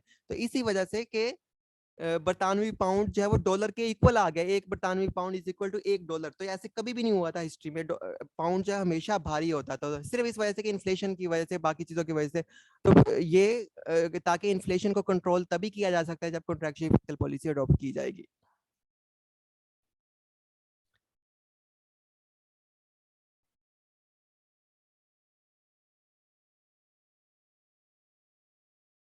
तो अब हम यहाँ पे बात कर रहे थे, जो मैं आपको बताना चाह रहा था कि हुकूमत जो है वो क्यों जो है वो एक्सपेंशनरी फिस्कल पॉलिसी नहीं अपनाती, जबकि इसमें तो हुकूमत को ग्रो करने को मिलता है, मुल्क भी ग्रो करता है, हर चीज होती है। तो इस पे हम जरा, और हर वक्त हुकूमत ये काम क्यों नहीं करती, एक्सपेंशनरी फिस्कल पॉलिसी अडॉप्ट करे। देखो, जब हुकूमत एक्सपेंशनरी फिस्कल पॉलिसी, अगर एक्सपेंशनरी फिस्कल पॉलिसी हुकूमत हर टाइम जो है वो अडॉप्ट करे ना, तो उसके फिर एक्सट्रीम रिजल्ट्स निकल सकते हैं। फॉल आउट का मतलब होता है रिजल्ट्स। इस तरह के वर्ड्स नोट कर लीजिए करें, जैसे मैंने आपको बताया था। तो फॉल आउट का डिक्शनरी में मीनिंग होता है रिजल्ट्स, ठीक है। तो जब जो है वो एक्सपेंशनरी फिस्कल पॉलिसी मसलसल हुकूमत जो है वो अडॉप्ट करेगी, तो फिर एक्सट्रीम जो रिजल्ट का उन्हें सामना करना पड़ेगा। वो कौन से एक्सट्रीम जो है वो रिजल्ट्स हो सकते हैं उस मुल्क के लिए, उस हुकूमत के लिए? तो वो ये है कि सबसे पहले के, फॉर एग्जांपल, हुकूमत अगर बैंक से बोरोइंग करती है, मरकजी बैंक से बोरोइंग करती है, या बैंक्स के अलावा प्राइवेट बैंक्स हो गए या फाइनेंशियल इंस्टीट्यूशंस हो गए, इन सब से अगर हुकूमत बोरोइंग करती है, ठीक है, तो crowding out of private investment हो सकती है। अब क्राउडिंग आउट क्या है, इस टर्म को अच्छी तरह समझ लें। फॉर एग्जाम्पल के, जैसे हमने देखा था ना कि जब एक्सपेंशनरी फिस्कल पॉलिसी में हुकूमत के, हमने पीछे पढ़ा है कि एक्सपेंशनरी फिस्कल पॉलिसी में हुकूमत की आमदनी तो उतनी होती नहीं है, लेकिन खर्चे उसके एक्सपेंड करती है खर्चों में। और हमने ये भी देखा कि वो फिर जो बाकी का पैसा है वो लोन्स की सूरत में पूरा करती है। अब लोन्स हमने देखा था कि वो मरकजी बैंक से भी लेती है और जो डोमेस्टिक बैंक है उनसे भी ले सकती है, ठीक है। तो जब इस तरह के काम हुकूमत करती है, तो फिर मुल्क के अंदर जब वो लोन मरकजी बैंक से या जो दूसरे कौमी बैंक है उनसे लेती है, तो फिर मुल्क में जो है वो crowding out of private investment हो सकती है। अब क्राउडिंग आउट क्या है? फॉर एग्जांपल, पूरे मुल्क में जितने भी बैंक थे, चाहे वो मरकजी बैंक था या दूसरे बैंक थे, तो उनके पास टोटल जो पैसे पड़े हुए थे, ठीक है, वो थे 1 लाख करोड़, ठीक है। मिसाल के तौर पे 1 लाख करोड़ जो है उनके पास जो है वो पैसे पड़े हुए थे। 1 लाख करोड़ जो है वो बैंकों के पास पैसे पड़े हुए थे, ठीक है। अब आपको पता है कि हुकूमत जो है वो बैंकों से जो है वो लोन लेती है, तो इनमें से जो है वो 1 लाख करोड़ में से जो है वो 80 लाख करोड़ जो है वो सीधा सीधा हुकूमत ने जो है वो कर्जा ले लिया इन बैंकों से, ठीक है। 80 लाख करोड़ जो है हुकूमत ने जो है वो कर्जा ले लिया इन बैंकों से, ठीक है। अब पीछे आपने कल मैंने डिटेल में बताया था, पिछले लेक्चर आपको पढ़ना पड़ेगा कि जो बैंक जो लोन देते हैं वो लोगों का ही पैसा होता है जो सेविंग्स की सूरत में बैंक में पड़ा होता है। बस यहाँ तक इतना ही डिटेल के लिए पिछला लेक्चर देखें। तो बैंकों के पास जो कलेक्टिवली पैसा पड़ा हुआ था वो था 1 लाख करोड़ रुपया। तो हुकूमत ने एक्सपेंशनरी फिस्कल पॉलिसी अडॉप्ट की हुई है। हुकूमत के पास इतने तो पैसे नहीं है कि वो जो है पूरा कर सके खसारा। तो हुकूमत जो है वो लोन की तरफ जाएगी, ठीक है। जब लोन की तरफ जाएगी तो 80 लाख करोड़ हुकूमत ने जो है वो इन बैंकों से जो है वो नेशनल बैंकों से जो है वो लोन ले लिया सारा, ठीक है। अब पीछे कितना पैसा बचा? पीछे बचा हमारे पास सिर्फ जो है वो 20 लाख करोड़, मतलब पीछे सिर्फ जो है वो 20 लाख करोड़ हमारे पास पैसा बचा, या 20,000 करोड़, सॉरी 20,000 करोड़ हमारे पास पीछे पैसा बचा। 20 लाख करोड़ पीछे हमारे पास पैसा बचा। तो ये अब यानी कि ये जो पैसा अवेलेबल है इन तमाम बैंकों के पास, सिर्फ ये वाला जो पैसा अवेलेबल है, अब सिर्फ यही पैसा अवेलेबल है उन लोगों के लिए जो पाकिस्तान में बिजनेस कर रहे हैं, जो प्राइवेट लोग जो इन्वेस्टमेंट कर रहे हैं। उन प्राइवेट लोग, देखो हर किसी के पास तो पैसे नहीं होते ना, कि हर किसी के पास इतने पैसे होते हैं कि वो कोई भी मिल लगा ले, कोई भी फैक्ट्री लगा ले, कोई भी कुछ लगा ले। तो बहुत सारे लोग जो है वो लोन के लिए बैंकों के पास जाते हैं। जब बैंकों के पास 1 लाख करोड़ पैसा पड़ा हुआ था, उसमें से 80 लाख करोड़ जो है वो ले लिया हुकूमत ने, क्योंकि हुकूमत ने एक्सपेंशनरी फिस्कल पॉलिसी अडॉप्ट की हुई है। तो पीछे सिर्फ 20 लाख करोड़ पैसा बच गया। जो 20 लाख करोड़ पैसा बचा, तो अब ये थोड़ा पैसा है, ठीक है। अब हर किसी को तो लोन नहीं मिलेगा ना। जब हर किसी को लोन नहीं मिलेगा तो इन्वेस्टमेंट भी बूम नहीं करेगी, इन्वेस्टमेंट भी नहीं हो पाएगी मुल्क में। जब लोगों को लोन नहीं मिलेगा, इन्वेस्टमेंट नहीं होगी। जब इन्वेस्टमेंट नहीं होगी तो बिजनेस नहीं होगा। जब बिजनेस नहीं होगा तो फिर भी जीडीपी पे इफेक्ट आएगा, ठीक है। तो मेन एक ये भी वजह है कि जब हुकूमत एक्सपेंशनरी फिस्कल पॉलिसी अडॉप्ट करती है, बैंकों से पैसा उसे लोन में हर सूरत लेना पड़ता है, ठीक है। पब्लिक जो बैंक्स हैं उनसे वो फाइनेंसिंग लेती है। तो पीछे जो तो प्राइवेट बिजनेसमैन होते हैं, तो उनके लिए बैंकों के पास बहुत थोड़ा पैसा बच जाता है। उस थोड़ा पैसा बचने की वजह से वो अपनी इन्वेस्टमेंट को इनहेंस नहीं कर सकते, बढ़ा नहीं सकते, और कलेक्टिवली असर उसका फिर नेशनल इकोनॉमी पे पड़ता है, ठीक है। तो इस जो टर्म है, इस टर्म को कहते हैं जब हुकूमत ने पैसा उठा लिया और बाकी पीछे लोगों के पास पैसा, बाकी पीछे लोगों के लिए बैंकों के पास थोड़ा बचा, तो इस टर्म को फिर कहते हैं crowding out for private investment. यानी कि प्राइवेट इन्वेस्टमेंट के लिए जो पैसे हैं वो बैंकों के पास थोड़े बच गए हैं, क्योंकि हुकूमत ने सारे पैसे कर्ज की सूरत में बैंकों से ले लिए हैं, क्योंकि हुकूमत ने एक्सपेंशनरी फिस्कल पॉलिसी अडॉप्ट की हुई है। हाँ, अगर रियल टर्म में होता कि हुकूमत अपने रिसोर्सेज से करती तो सही था। अब ये कर रही है लोन की सूरत में। जब लोन की सूरत में कर रही है तो प्राइवेट लोग फिर मुंह देखते रहेंगे। वो क्या करेंगे? उन्हें बैंक लोन ही नहीं देंगे, ठीक है, या कुछ लोगों को लोन मिल सकेगा। सारे पैसे तो हुकूमत ने ले लिए। अच्छा, अगर हुकूमत जाती है, इन बैंकों के पास फॉर एग्जाम्पल नहीं जाती, या एडिशनली हुकूमत जाती है फॉरेन सोर्सेज के पास, ठीक है, IMF के पास जाती है, वर्ल्ड बैंक के पास जाती है, तो फिर इनसे कर्जे लेती है, ठीक है, और कर्जे लेके एक्सपेंशनरी फिस्कल पॉलिसी जो है वो अडॉप्ट करती है, तो फिर क्या हो सकता है कि फिर डेट क्राइसिस का सामना करना पड़ सकता है। मतलब कर्जों का भुगतान, अगर ये कर्जे लेते रहे उधर से एक्सपेंशनरी फिस्कल पॉलिसी भी अडॉप्ट करते रहे सिर्फ इसलिए कि हमारी जीडीपी ग्रो कर जाए, ठीक है, तो हमें क्या सामना करना पड़ सकता है? कर्जों के एक बड़े बहरान का सामना करना पड़ सकता है, जिससे फिर जो है वो आपको निकलने के लिए बहुत जो है वो मुश्किलात दरपेश आएंगी, ठीक है। जैसे अभी श्रीलंका का हाल हुआ, जैसे अभी भूटान का हाल हुआ, और जैसे अभी करंटली पाकिस्तान का हाल है कि हमने 70 सालों से हमने क्या सोच के कर्जे लिए, हमने जो इन्वेस्टमेंट्स क्या सोच के की, सिर्फ ये सोच के की कि हम एक्सपेंशनरी फिस्कल पॉलिसी अडॉप्ट करेंगे, हम एक्सपेंशनरी फिस्कल पॉलिसी में मुल्क को ग्रो करवाएंगे, और मुसलसल एक्सपेंशनरी फिस्कल पॉलिसी करने के लिए हम लोग जो है वो इंटरनेशनल फंडिंग एजेंसी से कर्जे लेते रहे। अब कर्जों का बहुत बड़ा जो बहरान है वो हमारे सर पे खड़ा है, हम उससे निकल ही नहीं पा रहे, बल्कि कोई भी हुकूमत जो है वो उससे निकल ही नहीं पा रही। जितनी भी वो कोशिश कर रही है उस दलदल में और फंसती जा रही है। तो इसी तरह जब हम एक्सपेंशनरी फिस्कल पॉलिसी अडॉप्ट करेंगे और हमें जो है फॉरेन डेट्स लेंगे, तो हमें डेट क्राइसिस का भी सामना करना पड़ सकता है, जिससे निकलना बहुत ही सम टाइम नामुमकिन होता है। हम डिफॉल्ट का खतरा हर टाइम सर पर मंडलाता रहता है। जैसे आपने अभी पीछे देखा पिछले सेशन में कि हमारा जो जीडीपी का कितने परसेंट है, मतलब डेट, पब्लिक डेट जीडीपी के कितने परसेंट है? अभी मुझे यहाँ पे बताएं चैट बॉक्स में कि जिन्होंने लेक्चर पढ़ा है कितने परसेंट है। 100% अगर जीडीपी है तो उसमें डेट कितने परसेंट है? हमने पीछे अभी लेक्चर्स में कवर किया है। 72। एग्जैक्टली तो 100% अगर जीडीपी है तो उसमें 72% तो सिर्फ डेट ही है।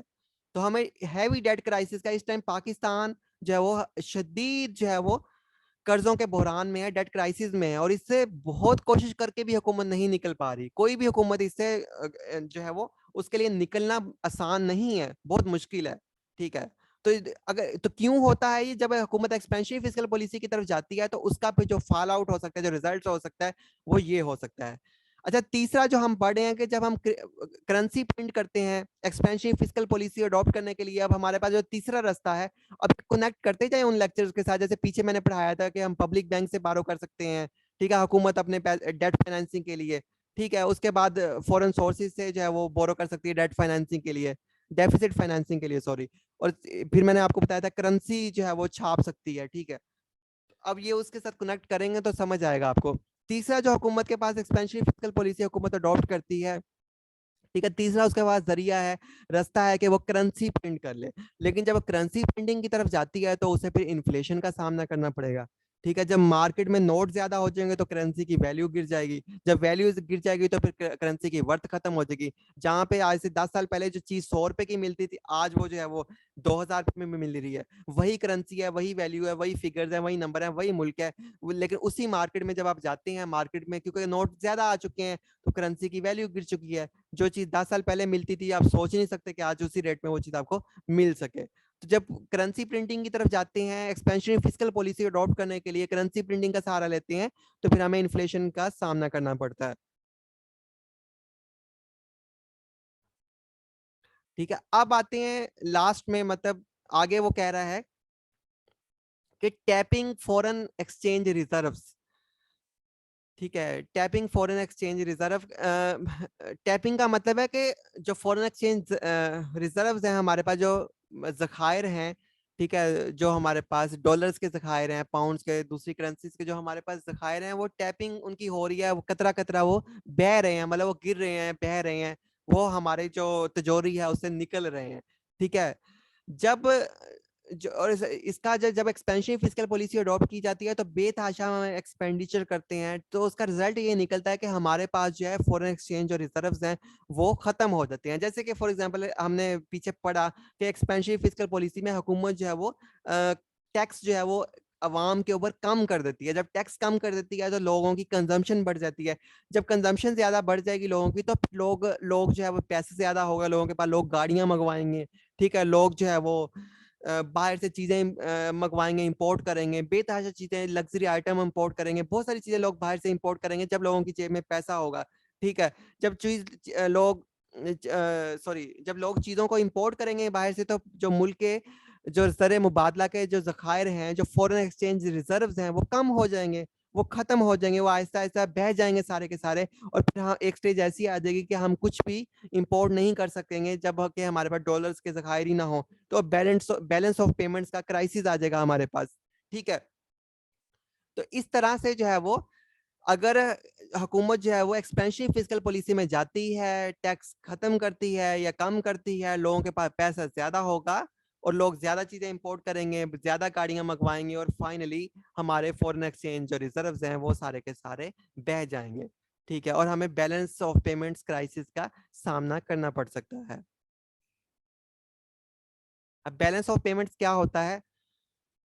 बैलेंस ऑफ पेमेंट्स है the difference between all the money entering and exiting a country over a defined period such a quarter और अ ईयर। एक मुल्क में कितनी जो है वो करेंसी आती है, ठीक है, और कितनी जो है मुल्क से बाहर चली जाती है, ठीक है। किसी भी खास पीरियड में, वो मंथ भी हो सकता है, वो ईयर भी हो सकता है, वो 3 महीने का क्वार्टर भी हो सकता है। तो इस चीज को हम कहते हैं, उस डिफरेंस को हम कहते हैं बैलेंस ऑफ पेमेंट, ठीक है।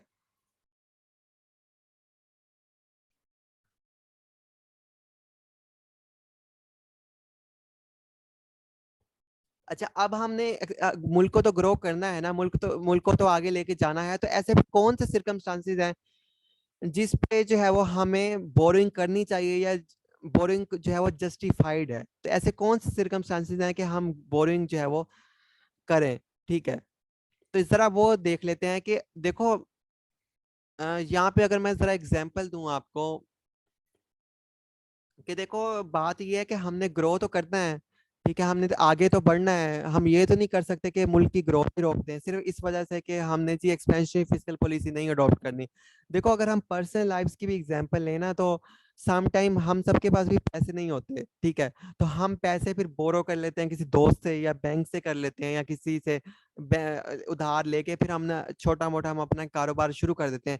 फिर जब उससे हम कारोबार आ जाता है हमारे पास, शुरू हो जाता है, चल पड़ता है, फिर हम उसे वापस कर देते हैं, ठीक है। तो इस तरह हर बंदे के पास पैसा तो नहीं होता कि वो जाके उसे बिजनेस शुरू कर सके, ठीक है। बड़े बिजनेसमैन भी अगर बहुत बड़ा प्रोजेक्ट शुरू करना चाहते हैं उन्हें भी बैंक्स के पास जाना पड़ता है, ठीक है। तो इस तरह मुल्क जो है वो उसमें कौन सी तो मुल्क को अगर ग्रो करना है तो पैसे तो उसे चाहिए, ठीक है। ग्रोथ तो नहीं रोकी जा सकती, ग्रोथ तो हमें चाहिए।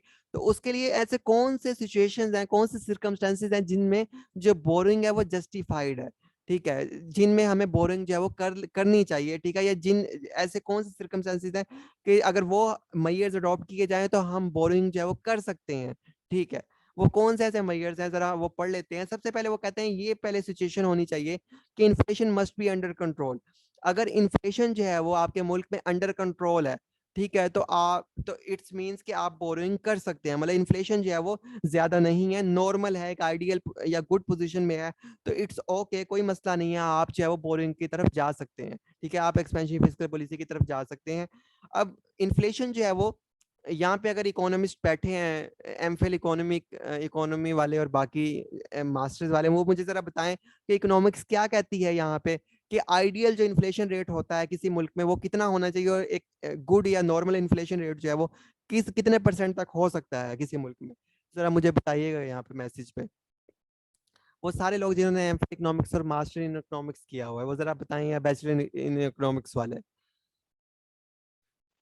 सर जीडीपी से कम होना चाहिए, ये इक्वल टू जीडीपी होना कितने परसेंट अगर इन्फ्लेशन हो तो हम जो है वो कितने परसेंट आइडियल इन्फ्लेशन कितना होना चाहिए किसी भी मुल्क में, किसी अच्छे मुल्क में।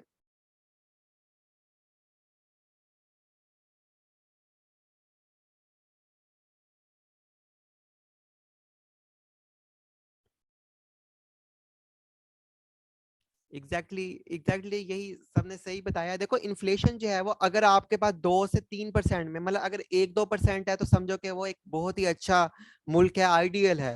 मतलब मिसाल के तौर पर साल बाद चीजों का रेट 1 रुपया या 2 रुपए बढ़े तो इतना इम्पैक्ट नहीं आता, ठीक है। जबकि हमने अभी देखा था कि हमारा जो इन्फ्लेशन है वो 12% है, ठीक है, अभी हमने पीछे देखा। तो यानी अगर 1-2% इन्फ्लेशन है तो इट्स मींस कि इट इज ओके, ठीक है, आइडियल सिनेरियो में कह सकते हैं अच्छा है ये। लेकिन अगर 2-3%, 3 से 4% है, इट इज ओके, नॉर्मल या गुड इसे कह सकते हैं, ठीक है। लेकिन अगर आपका जो इन्फ्लेशन है, ठीक है, वो जो है वो बहुत ही ज्यादा हो, जैसे 12% है पाकिस्तान का, तो वो यहाँ पे वो कह रहा है कि अगर आपका जो इन्फ्लेशन है वो अंडर कंट्रोल है, ठीक है, तो फिर जो है वो आप जो है वो ये जस्टिफाइड है कि आप बोरिंग कर सकते हैं। अगर इन्फ्लेशन आपका अंडर कंट्रोल ही नहीं है फिर क्या जस्टिफाइड है कि हम बोरिंग करें। जो पाकिस्तान का सिनेरियो है कि इन्फ्लेशन हमारा 12% और फिर भी हम भागे फिर रहे हैं बोरिंग के लिए, तो क्या ये जस्टिफाइड है? ये बिल्कुल भी जस्टिफाइड नहीं है, ये नाइंसाफी है मुल्क के साथ, मुल्क की इकोनॉमी के साथ। हमें खर्चे कम करने चाहिए, हमें नहीं जाना चाहिए एक्सपेंसिव फिस्कल पॉलिसी की तरफ, ना ही हमें बोरिंग करनी चाहिए, ठीक है, पहली बात। दूसरा वो कहता है कि public debt must be under control, ठीक है। दूसरे नंबर पे वो कहता है कि जो जो मुल्क के जो पब्लिक के ऊपर कर्जे हैं वो अंडर कंट्रोल होने चाहिए, तो फिर आप बोरिंग की तरफ जा सकते हैं, ठीक है। जैसे अभी हमने पढ़ा, अभी हमने बताया बच्चे ने कि 73% जो है वो हमारा जीडीपी का जो है वो पब्लिक डेट है, 73% ऑफ द जीडीपी, ठीक है। इतने ज्यादा, मतलब पूरे पाकिस्तान के कर्जों को इकट्ठा कर लें और पूरे तमाम पाकिस्तान की मजमूई कौमी आमदनी को इकट्ठा कर लें, उस कौमी आमदनी का 73% अलहदा करें तो वो कर्जे के बराबर है। और हमने यहाँ उस दिन हिसाब लगाया था, अगर वो लेक्चर देखा हो, कि वो इतना ज्यादा बनता है, 2 लाख रुपया एक इंसान पे बनता है, अगर 22 करोड़ आवाम पे तकसीम किया जाए उसे, उस मजमूई पब्लिक डेट को, टोटल पब्लिक डेट को 22 करोड़ आवाम पे तकसीम किया जाए तो 2 लाख रुपया पर इंसान बनता है। तो इतना ज्यादा हमारे पे कर्जा है। वो यहाँ पे यही कह रहे हैं कि दूसरा ये है कि आप बोरिंग की तरफ जा सकते हैं अगर पब्लिक डेट जो है वो अंडर कंट्रोल हो। लेकिन यहाँ पे तो अंडर कंट्रोल तो दूर की बात है, आउट ऑफ द कंट्रोल है। क्या ऐसे नहीं देखते आप पाकिस्तान में? तो इस सिचुएशन में सोचे कि क्या हमें जाना चाहिए फॉरेन लोन्स की तरफ, या फिर हमें डेट्स की तरफ जाना चाहिए, चाहे मुल्क के अंदर के कर्जे हो या बाहर के, क्या हमें जाना चाहिए उनकी तरफ? यहाँ पे तो हमें अचार से रोटी खा लेनी चाहिए, दरख्तों के नीचे बैठ जाना चाहिए हुकूमत को, हम सबको, लेकिन हमें कर्जे नहीं लेने चाहिए, ठीक है। ये एक मेन मसला है पाकिस्तान का कि हमारे डेट्स जो है अंडर कंट्रोल नहीं है, ठीक है। तो इट्स मींस कि हमें एक्सपेंसिव फिस्कल पॉलिसी की तरफ नहीं जाना चाहिए, ठीक है। तीसरा जो है वो कहते हैं कि return on assets created must be more than interest, ठीक है।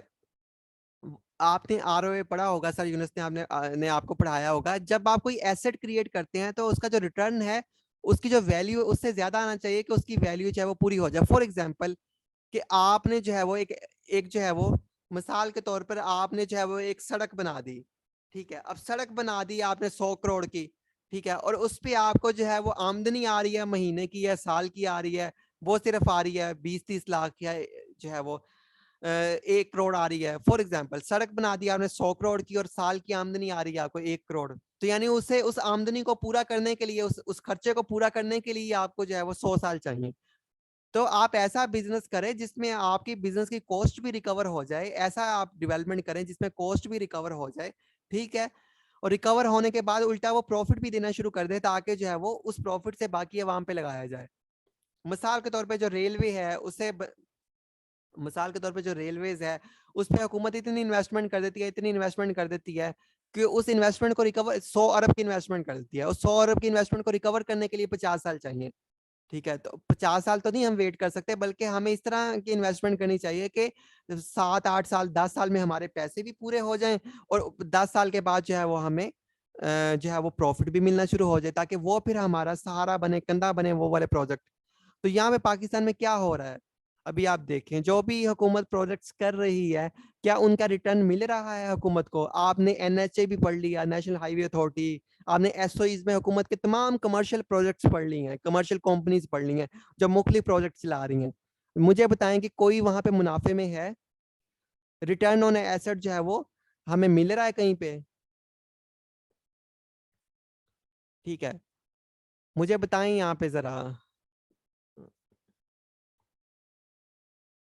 एसओईज में हमने देखा ना, हुकूमत के 85 जो है वो स्टेट ऑन इंटरप्राइज है, ठीक है। हुकूमत ने उन्हें इन्वेस्ट किया है ना, उन्हें लोन्स के जरिए खड़ा किया है, तो वो कोई हमें प्रॉफिट दे रहे हैं या बोझ है उल्टा?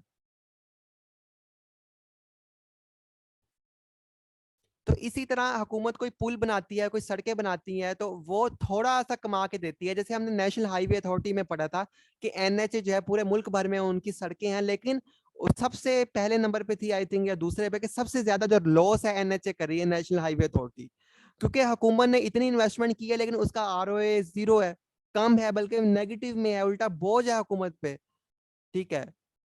तो इसी तरह तो वो कहते हैं कि भाई जो कोई, जब आप कोई प्रोजेक्ट शुरू करने जाएं हुकूमत के लिए, वो कहते हैं कि तो ऐसा प्रोजेक्ट शुरू करें जिसमें रिटर्न ऑन एसेट जो है वो आपका निकल आए और प्रॉफिट भी आपको मिले, ठीक है।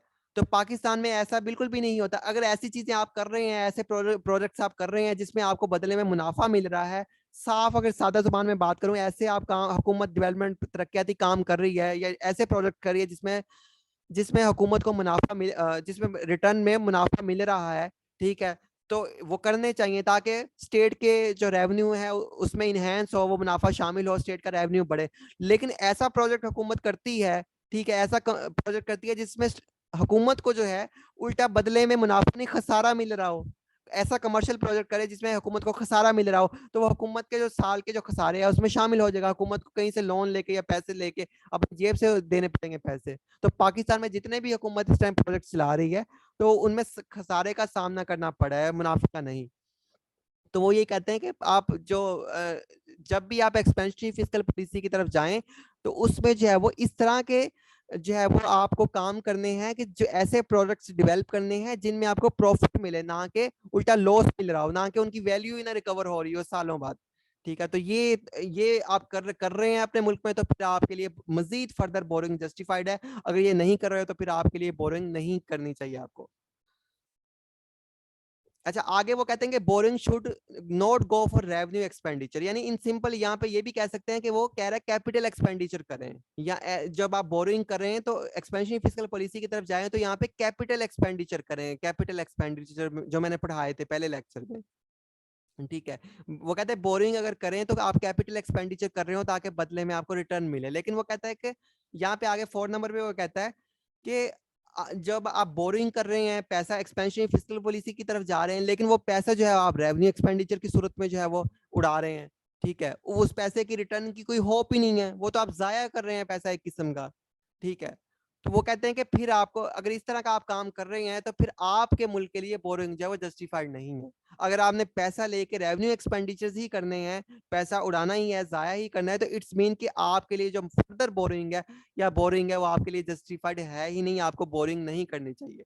तो ये सारी चीजें आप यहाँ पे क्या समझे, पाकिस्तान में नहीं क्या हो रही हैं या नहीं हो रही, कि हमारा जो इन्फ्लेशन है वो आउट ऑफ द कंट्रोल है, ठीक है, हमारे जो कर्जे हैं वो आउट ऑफ द कंट्रोल है, हमारे जो एसेट्स हैं जो वो हमारा कोई हमें रिटर्न बैक नहीं दे रहे, ठीक है, और जो हम बोरिंग करते हैं वो सारे का सारा पैसा जो है वो मुख्तलिफ स्कीमों में चला जाता है। तो इसका इम्पैक्ट कलेक्टिव इकोनॉमी पे आएगा, नेशन पे आएगा, ये हर इंडिविजुअल पे आएगा, हर इंडिविजुअल जो है वो साइकोलॉजिकली डिप्रेशन का शिकार होगा, पैसों की वजह से, रोजगार की वजह से, जो है वो मुआशी और माली मामलात की वजह से उस मुल्क का हर बिजनेसमैन जो है वो बदहाली का शिकार होगा, या ये सारे लोग खुश होंगे, या सारे लोग कलेक्टिव जो इंसान है, बिजनेस है इस मुल्क में, वो हैप्पी होंगे इन पॉलिसीज की वजह से, हुकूमत की इन इम्पैक्ट्स की वजह से, इन असरात की वजह से जो हमारी जिंदगियों पे आ रहे हैं। तो मुझे बताएं वो क्या होंगे जब ये सारी चीजें अनजस्टिफाइड हैं। तो फिर पाकिस्तान जो है बोरिंग की तरफ फिर भी जा रहा है, तो क्या जो है वो फिर उसका यही इम्पैक्ट होगा जो हम इन रियल टाइम जो है वो अपनी जिंदगियों में फेस कर रहे हैं।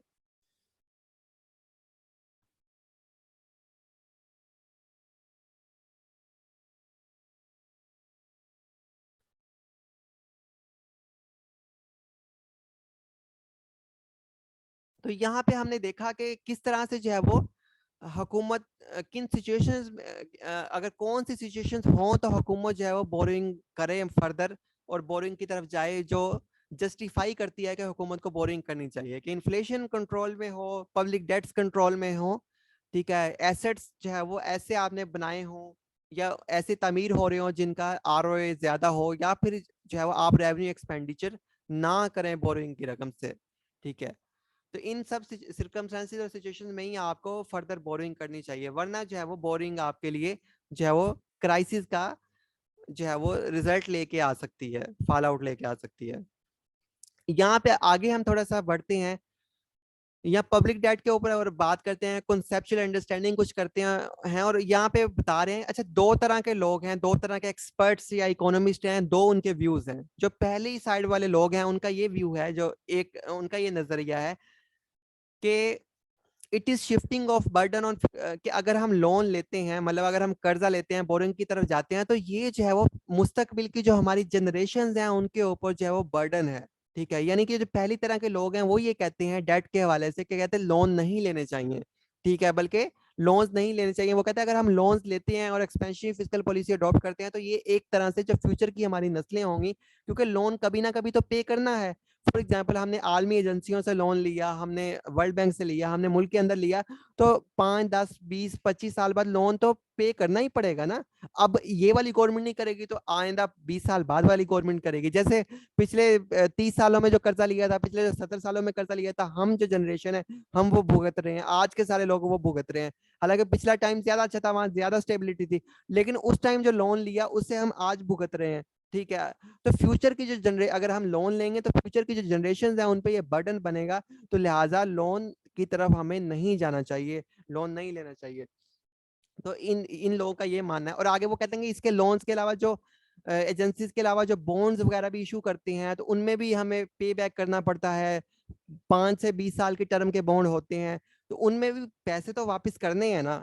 इस टाइम ये जैसे कर्जा लेके, फॉर एग्जांपल हम बैंक से कर्जा लेके 1-2 साल तो अच्छे गुजार लेंगे, हम इंडिविजुअली बात करें, ठीक है, या किसी दोस्त से उधार लेके 1-2 महीने 1-2 साल तो अच्छा गुजार लेंगे, लेकिन वापस तो करना पड़ेगा ना। इसी तरह पाकिस्तान भी अगर बॉन्ड लेके अपने ही लोगों से या दुनिया भर के लोगों से कुछ साल तो गुजार लेगा, 10-20 साल, लेकिन जब पे बैक उन्हें करना पड़ेगा, ठीक है, तो तब वो उस उन नस्लों पे, उन जनरेशन पे उस टाइम मुल्क पूरे मुल्क के ऊपर वो हैवी बर्डन बन जाएगा। आज के टाइम को अच्छा बनाने के लिए फ्यूचर का टाइम हमारा खराब हो जाएगा। तो इससे अच्छा है कि हम फ्यूचर का आज का भी टाइम मुश्किल से गुजार लें, तंगी से गुजार लें, ताकि फ्यूचर का टाइम अच्छा हमारा बने। तो इसलिए हम लोनिंग की तरफ ना जाएं।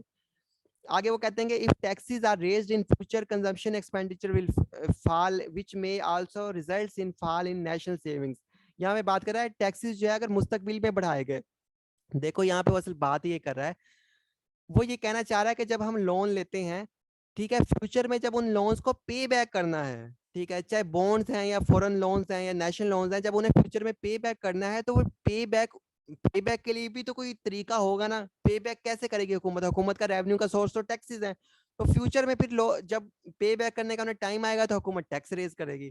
जब टैक्स रेज करेगी तो उल्टा वो बर्डन होगा उस मुल्क के ऊपर, और जब टैक्स ज्यादा रेज होंगे तो फिर चाहे वो प्राइवेट इन्वेस्टमेंट भी नहीं हो पाएगी, कंजम्पशन भी नहीं हो पाएगी उस जनरेशन की, और उसके बाद फिर जो है वो इन्वेस्टमेंट भी नहीं हो पाएगी, और कोई लोग जो है वो सेव भी नहीं कर पाएंगे, सेविंग्स भी इफेक्ट होंगी।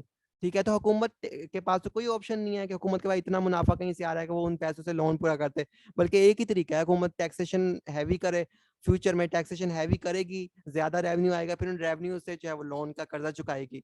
ठीक है, तो इसीलिए जो है वो ये इस साइड वाले लोग ये कहते हैं कि हुकूमत को लोन नहीं लेना चाहिए, क्योंकि उसे पे बैक करने के लिए हुकूमत टैक्स इंपोज करेगी, जब टैक्स इंपोज करेगी तो फिर कंजम्पशन भी, आम इंसान भी इफेक्ट होगा, इन्वेस्टर जो प्राइवेट जो है बिजनेसमैन भी इन्वेस्ट होंगे, सॉरी जो है इफेक्ट होंगे, और मजमूई तौर पर मुल्क भी इफेक्ट होगा। और फ्यूचर की जनरेशन से आप टैक्स के जरिए ही पैसा वसूल कर सकते हैं, और कोई आपके पास तरीका नहीं होगा लोन्स को पे बैक करने का। और इसी वजह से वो कहते हैं कि प्राइवेट इन्वेस्टमेंट फ्यूचर में जो है वो, जब टैक्स ज्यादा होगा तो प्राइवेट इन्वेस्टमेंट जो है वो डिक्लाइन हो जाएगी, गिर जाएगी। जब प्राइवेट इन्वेस्टमेंट नहीं होगी ज्यादा तो मुल्क में जो है वो जीडीपी ज्यादा नहीं होगी, और जब प्राइवेट इन्वेस्टमेंट कम होगी तो फिर जो है वो लोग इफेक्ट होंगे, उनकी जिंदगी इफेक्ट होंगी, रोजगार नहीं मिलेगा, और ये सब सिचुएशन होंगी जो आज हम रियल टाइम में फेस कर रहे हैं। ये वो सारी चीजें हैं, अगर 5 साल 10-20 साल पहले हमारे उस टाइम के जो लोग हैं वो ये चीजें सोच लेते कि बर्डन ना हो फ्यूचर जनरेशन पे, कि पे बैक करना पड़ेगा एक टाइम पे, टैक्स बढ़ाना पड़ेगा फ्यूचर के टाइम पे, तो और फ्यूचर में जो है वो इन्वेस्टमेंट भी जो है वो खत्म हो जाएगी, तो वो लोन ना लेते तो आज हमारा टाइम अच्छा होता। लेकिन पीछे वाले लोगों ने ये सारे काम किए जो हमने 4 नंबर तक पढ़े हैं, तो आज हम जो है वो यहाँ पे कोई रोजगार नहीं है, कोई बिजनेस नहीं है, मुल्क जो है वो बदहाली की तरफ ही जा रहा है पिछले 2-4 सालों में। और कह रहे हैं कि जब प्राइवेट इन्वेस्टमेंट नहीं होगी, ठीक है, जब सेविंग्स नहीं होंगी तो फिर क्या होगा, फिर जो कैपिटल फॉर्मेशन है वो जो है वो रिड्यूस हो जाएगी, यानी जो सरमायाकारी है, ठीक है, जो सरमाया लगाते हैं लोग वो कम हो जाएगा, ठीक है, सरमायाकारी खत्म हो जाएगी। ठीक है, जो है वो सरमायाकारी मुल्क में नहीं हो सकेगी, जब सरमायाकारी नहीं हो सकेगी तो नए प्रोजेक्ट कैसे डेवलप होंगे, ठीक है, नई इंडस्ट्री कैसे लगेगी, ठीक है, नए जो है वो बिजनेसेस कैसे ओपन होंगे, सरमायाकारी नहीं होगी जब मुल्क में। ठीक है, बाहर वाले लोग भी नहीं आएंगे, वो भी अट्रैक्ट नहीं होंगे, वो भी भाग जाएंगे। वो क्यों यहाँ पे इस मुल्क में जहाँ पे इतनी बुरी सिचुएशन है वहाँ पे रिस्क ले, एक मार्केट ही इतनी खराब है तो लोग वहाँ पे जाके बिजनेस क्यों करें। फॉर एग्जाम्पल, एक ऐसी मार्केट है जहाँ पे बहुत अनस्टेबिलिटी है, बहुत खराब है, बहुत ही खसारा है, तो कौन बंदा होता है कि उस मार्केट में जाके अपनी दुकान खोलता है। ठीक है, कभी भी नहीं वो खोलता। वो कहता है उस मार्केट में दुकान खोलो जहाँ पे अच्छी लोग, जो अच्छा बिजनेस हो, अच्छी सिचुएशन हो। जैसे लाहौर और कराची के लोग हैं, तो जो लोग होते हैं, बिजनेसमैन होते हैं, उनकी कोशिश होती है कि अच्छे प्लाजे में, अच्छी जगह, लोकेशन पे, अच्छी जगह पे, इन्वायरमेंट में, स्टेबल सिचुएशन में बिजनेस ओपन करें जहाँ पे ज्यादा उनका बिजनेस हो। ठीक है, और वो कोई मोहल्ले में या फिर कोई आम सिचुएशन में जहाँ पे खतरात हों डिफरेंट, यहाँ पे सिक्योरिटी लैप्सेस हों, जहाँ पे जो है वो गाहक ही ना आता हो, जहाँ पे जो है वो कोई वैल्यू ही ना हो उसके बिजनेस की। ठीक है, यहाँ पे उसे खसारे का और नुकसान का खदशा हो, तो वो कहाँ, बिजनेसमैन तो कभी भी उधर नहीं जाके इन्वेस्टमेंट करेगा, दुकान खोलेगा। तो सेम इस तरह भी जो फॉरेन इन्वेस्टर्स हैं वो, जब हमारे मुल्क में सिचुएशन ही इतनी खराब है इकोनॉमिकली, एक इकोनॉमिकल सिचुएशन खराब है, दूसरा पॉलिटिकली, और अब से नहीं, ये पिछले दहाइयों से है। यानी एक इकोनॉमी स्टेबल नहीं है, इकोनॉमिक स्टेबिलिटी की जरूरत है, और एक पॉलिटिकल स्टेबिलिटी की जरूरत है, दोनों दोनों की जरूरत है। जब दोनों ही खराब हैं तो कोई भी बंदा आएगा नहीं, इन्वेस्ट नहीं करेगा, कोई पाकिस्तानी इन्वेस्ट नहीं करेगा। आप सोचिए, आपके पास पैसा हो तो आप कोशिश करेंगे यार बैंक में सेव करो, इन्वेस्टमेंट ना करो, रिस्की है। हम खुद सोचेंगे यार रिस्की है, नहीं करना। जब इसी तरह से जो है सरमाया जो है वो सरमायादारी नहीं हो सकेगी, सरमायाकारी नहीं हो सकेगी। और फ्यूचर की जो जनरेशन है वो कहते हैं जब हम लोन्स की तरफ जाते हैं तो फर्दर यही फाइनल कहते हैं इफेक्ट इनका पड़ता है कि फ्यूचर की जनरेशन जो है वो बोझ का सामना करती हैं, जो हम सब लोग आज 22 करोड़ पाकिस्तान के जो लोग हैं वो कर रहे हैं सर, इन सिनेरियो की वजह से कि पिछले जो लोगों ने हमारे साथ किया और अब जो कर रहे हैं, और आगे सोचे कि आगे क्या होने वाला है, तो इससे भी बुरा ही तो हो सकता है। इकोनॉमिकली अच्छा होने की कोई चांसेस नहीं है सिवाय मुआवजे के। इकोनॉमिक टर्म में मैं बात कर रहा हूँ, तो मुआवजे में अल्लाह ताला चाहे तो कुछ हो सकता है अच्छा, लेकिन जो लोग यहाँ के कर रहे हैं तो उसका तो यही रिजल्ट्स हैं जो हमने अभी पढ़ लिए। तो यहाँ पे आगे हम चलते हैं तो यहाँ पे वो दूसरा जो साइड है, दूसरा जो लोगों का व्यू है, वो ये कुछ बातें बताते हैं, तो हम उससे जरा देख लेते हैं।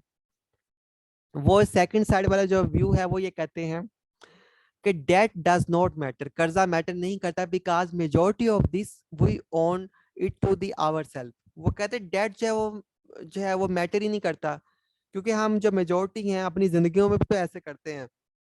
जैसे मैंने पहले भी बताया कि हम जो पर्सनल, हमने फॉर एग्जांपल हम सब यहाँ पे बैठे हैं या आम इंसान कोई भी, तो उसने जब कोई बिजनेस स्टार्ट करना हो तो अब जरूरी तो नहीं है कि हर बंदे के पास ही इतने पैसे हों कि जो है वो बिजनेस स्टार्ट कर ले। ठीक है, कोई अपने वालिद से पैसे जो है वो लोन लेगा, उधार लेगा, कोई जो है दोस्त से पैसे मांगेगा, कोई बैंक में जाएगा। ठीक है, तो इस तरह जो है वो लोन्स लेके जो हर बंदा फिर अपना बिजनेस एस्टेब्लिश करता है। एस्टेब्लिश करने के बाद जो है वो फिर बिजनेस को रन करता है, फिर वहां से जो पैसा आता है फिर वापस जो है वो रिटर्न बैक करता है। तो दूसरे साइड वाले लोगों का ये कहना है, वो कहते हैं कि जिस तरह हम अपनी जाती जिंदगियों में इस तरह ये अमल कर रहे हैं, तो ये हुकूमत का भी डेट या बोरिंग करना कोई बुरी बात नहीं है, बल्कि जो है वो डेट करे और उसके बाद जो है वो डेट करने के बाद जो है लोन्स ले और उसके बाद जो है वो काम करे अपना, और बाद में वो कोई मसला नहीं है, वो रिटर्न हो जाएंगे। ठीक है, एक ना एक दिन। ठीक है, हुकूमत जो है उसे काम करे रिटर्न हो जाएंगे। लेकिन डेट किन सिनेरियो में लेना चाहिए, जो हमने पीछे पढ़ी हैं, उन सिनेरियो में अगर लिया जाए, वैसे काम किया जाए, कैपिटल एक्सपेंडिचर्स किए जाए, मुनाफा हो हुकूमत को, फिर तो डेट जस्टिफाइएबल है, वरना जस्टिफाइएबल नहीं है। तो एक तो वो ये कह रहे हैं, एक साइड वाले व्यू कह रहे हैं कि नहीं, डेट लेना चाहिए, जैसे जाती जिंदगी में हम लेके ग्रो करते हैं। देखो, ग्रोथ जैसे एक आम इंसान है, फॉर एग्जाम्पल हम यहाँ पे इस टाइम हमारे पास कोई पैसा नहीं है। ठीक है, अब हमारे पास कोई ऑप्शन नहीं है। अब हर किसी के घरों में तो पैसा नहीं होता ना। फॉर एग्जाम्पल कोई तो अमीर नहीं है, तो यहाँ पे एक आम इंसान है, उसने ग्रो करना है, तो क्या उसके पास रास्ता है? कोई रास्ता नहीं है सिवाय इसके कि वो लोन ले, किसी से भी लोन ले, लेकिन लोन लेगा थोड़ा बहुत, फिर वो काम शुरू करेगा, वापस पे बैक करेगा। तो इस तरह जब मुल्क के पास कोई और रिसोर्स ही नहीं है, ना उसके पास रिसोर्सेज है, ना बाकी कोई और चीज इस टाइम अवेलेबल है, इस टाइम वाहिद ऑप्शन मुल्क के पास लोन ही है। ठीक है, तो ठीक है, वो दूसरे साइड वाले लोग कहते हैं ठीक है, फिर वो लोन ले और लोन लेके जो है वो, ठीक है, उससे अपने आप को ग्रो करे। ठीक है, लोन लेने में कोई बुरी बात नहीं है। आगे वो कहते हैं there is a transfer of resources between generation, नस्लों के दरमियान जो है वो नस्ल दर नस्ल जो वसाइल हैं वो कहते हैं ट्रांसफर होते रहते हैं। परचेजिंग पावर जो है वो remains with in the nation, वो कहते हैं परचेजिंग पावर जो भी है अगली नस्ल की जो है वो भी अफोर्ड कर लेते हैं। वो कहते हैं जैसे हमने पीछे पढ़ा कि जी अगली नस्लें तबाह हो जाएंगी, लोन लिया तो ये हो जाएगा वो हो जाएगा। वो यहाँ पे ये कह रहे हैं कि कोई मसला नहीं है, जो हर हर जो नस्ल है उसके पास परचेजिंग पावर होती है।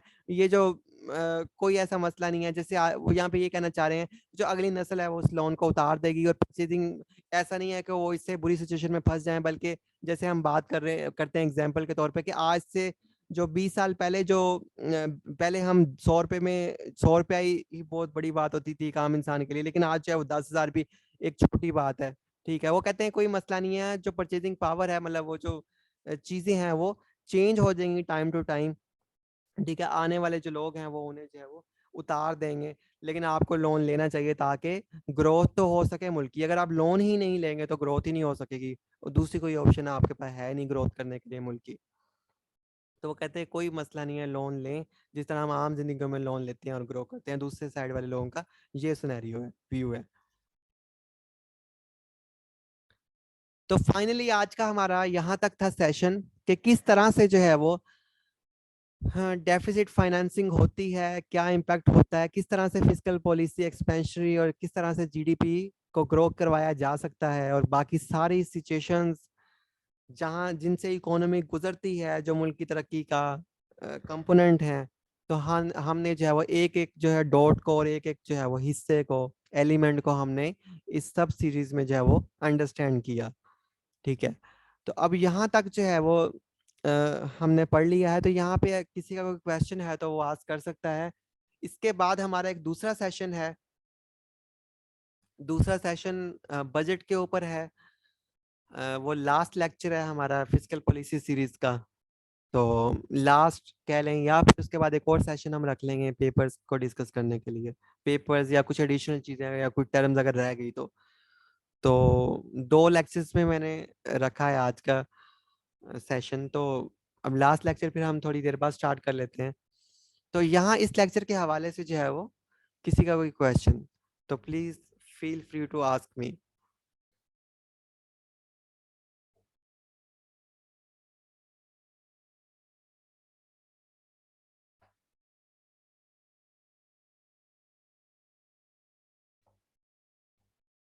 ऑडियो में आस्क करें, ऑडियो में आस्क करें। जी आमिर, करें ऑडियो में। अस्सलाम सर। वालेकुम सलाम। जी आमिर बताओ क्या सवाल है, और बाकी लोगों का कोई क्वेश्चन है तो वो नोट करें। जी आमिर।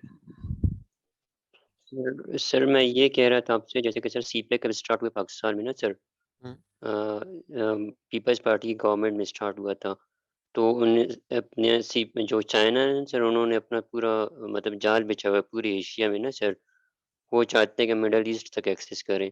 जैसे कि अब उन्होंने ग्वादर में ओवरटेक किया, उन्होंने सेम ही श्रीलंका में किया था ना सर। तो अब अम्बन टूटा जो सी पोर्ट है श्रीलंका का ना सर, वो भी तकरीबन ग्वादर से मिलता-जुलता है। तो श्रीलंकन्स ने चाइनीज़ को कहा था हमारे पास पैसे नहीं, हम इन्वेस्ट नहीं कर सकते। चाइनीज़ ने उन्हें कहा कि हम आपको पैसे देंगे, इन्वेस्टमेंट हम करेंगे एज़ अ लोन, फिर आप हमें देते रहो। तो चाइना फिर जैसे ही इन्होंने अम्बन टूटा पे प्रोजेक्ट पे अपना काम स्टार्ट किया ना सर चाइना ने, तो श्रीलंका उन्हें पैसे दे ना सके। तभी इन्होंने क्या किया, बिल्कुल उनका पोर्ट ही चाइना ने वो कर लिया, ओवरटेक कर लिया।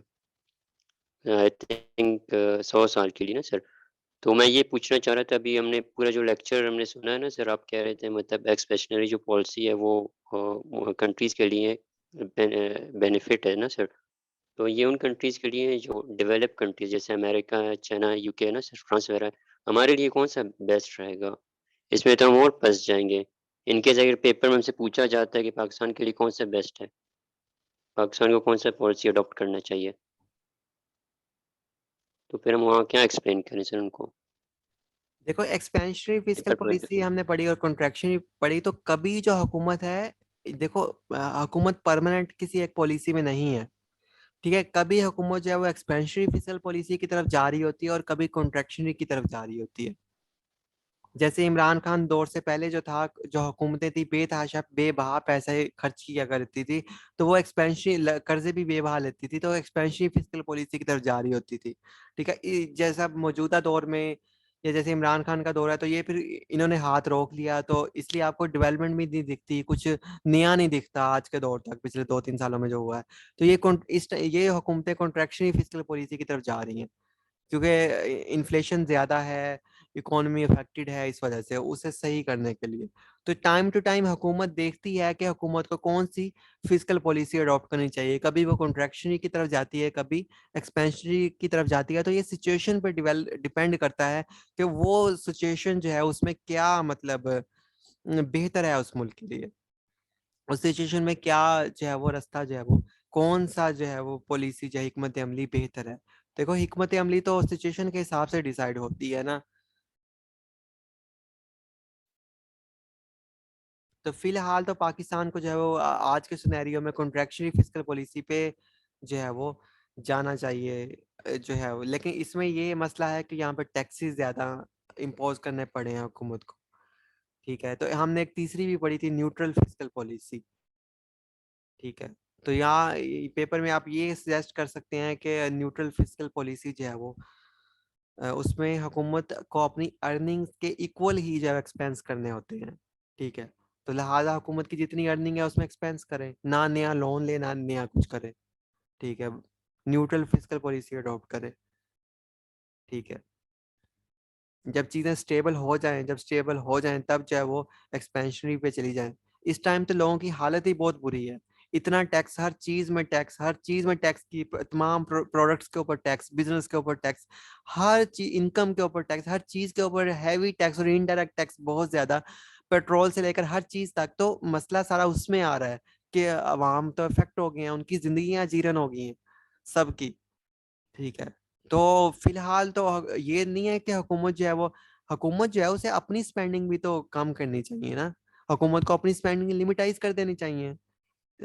तमाम जो एक्सपेंडिचर्स हैं उन्हें कम कर देना चाहिए जो हो सकते हैं। जैसे हेल्थ का है वो नहीं हो सकता, एजुकेशन का है वो नहीं हो सकता, तो ना करो। डिफेंस का है नहीं हो सकता, भाई हमें डिफेंस की जरूरत है, लेकिन डिफेंस में भी दो एक्सपेंडिचर है, एक कॉम्बैट है, एक जो है वो असला वगैरह तैयार करना, और एक है दूसरा, ठीक है। इसी तरह जितने भी दूसरे जो एक्सपेंसेस हैं जो हो सकते हैं तो उन्हें कम करना चाहिए।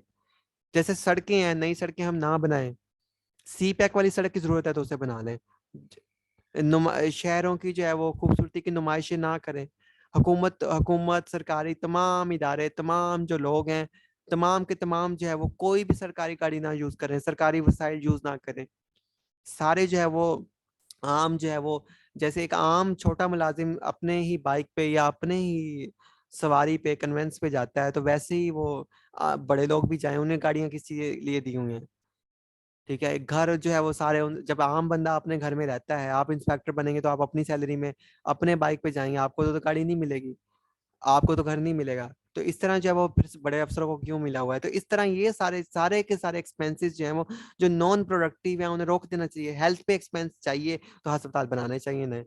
तो इस तरह से बहुत बड़ा कट लगाना पड़ेगा। पाकिस्तान का जो मेन मसला है कि हम इन जो प्रोटोकॉल और इन सब जो लग्जरी एक्सपेंसेस हैं, जो ऊपर वाली जो क्लास है वो तमाम की तमाम उसमें सारे ही आ जाते हैं, वुजरा से लेकर सारे इदारे। ठीक है, वो जो क्लास है 17+ वाली, तो वो उनके लिए स्पेशल जो है वो टैक्स में बड़ा हिस्सा उन पे खर्च होता है, तो वो खत्म होने चाहिए, स्पेंडिंग्स वो कंट्रोल होनी चाहिए।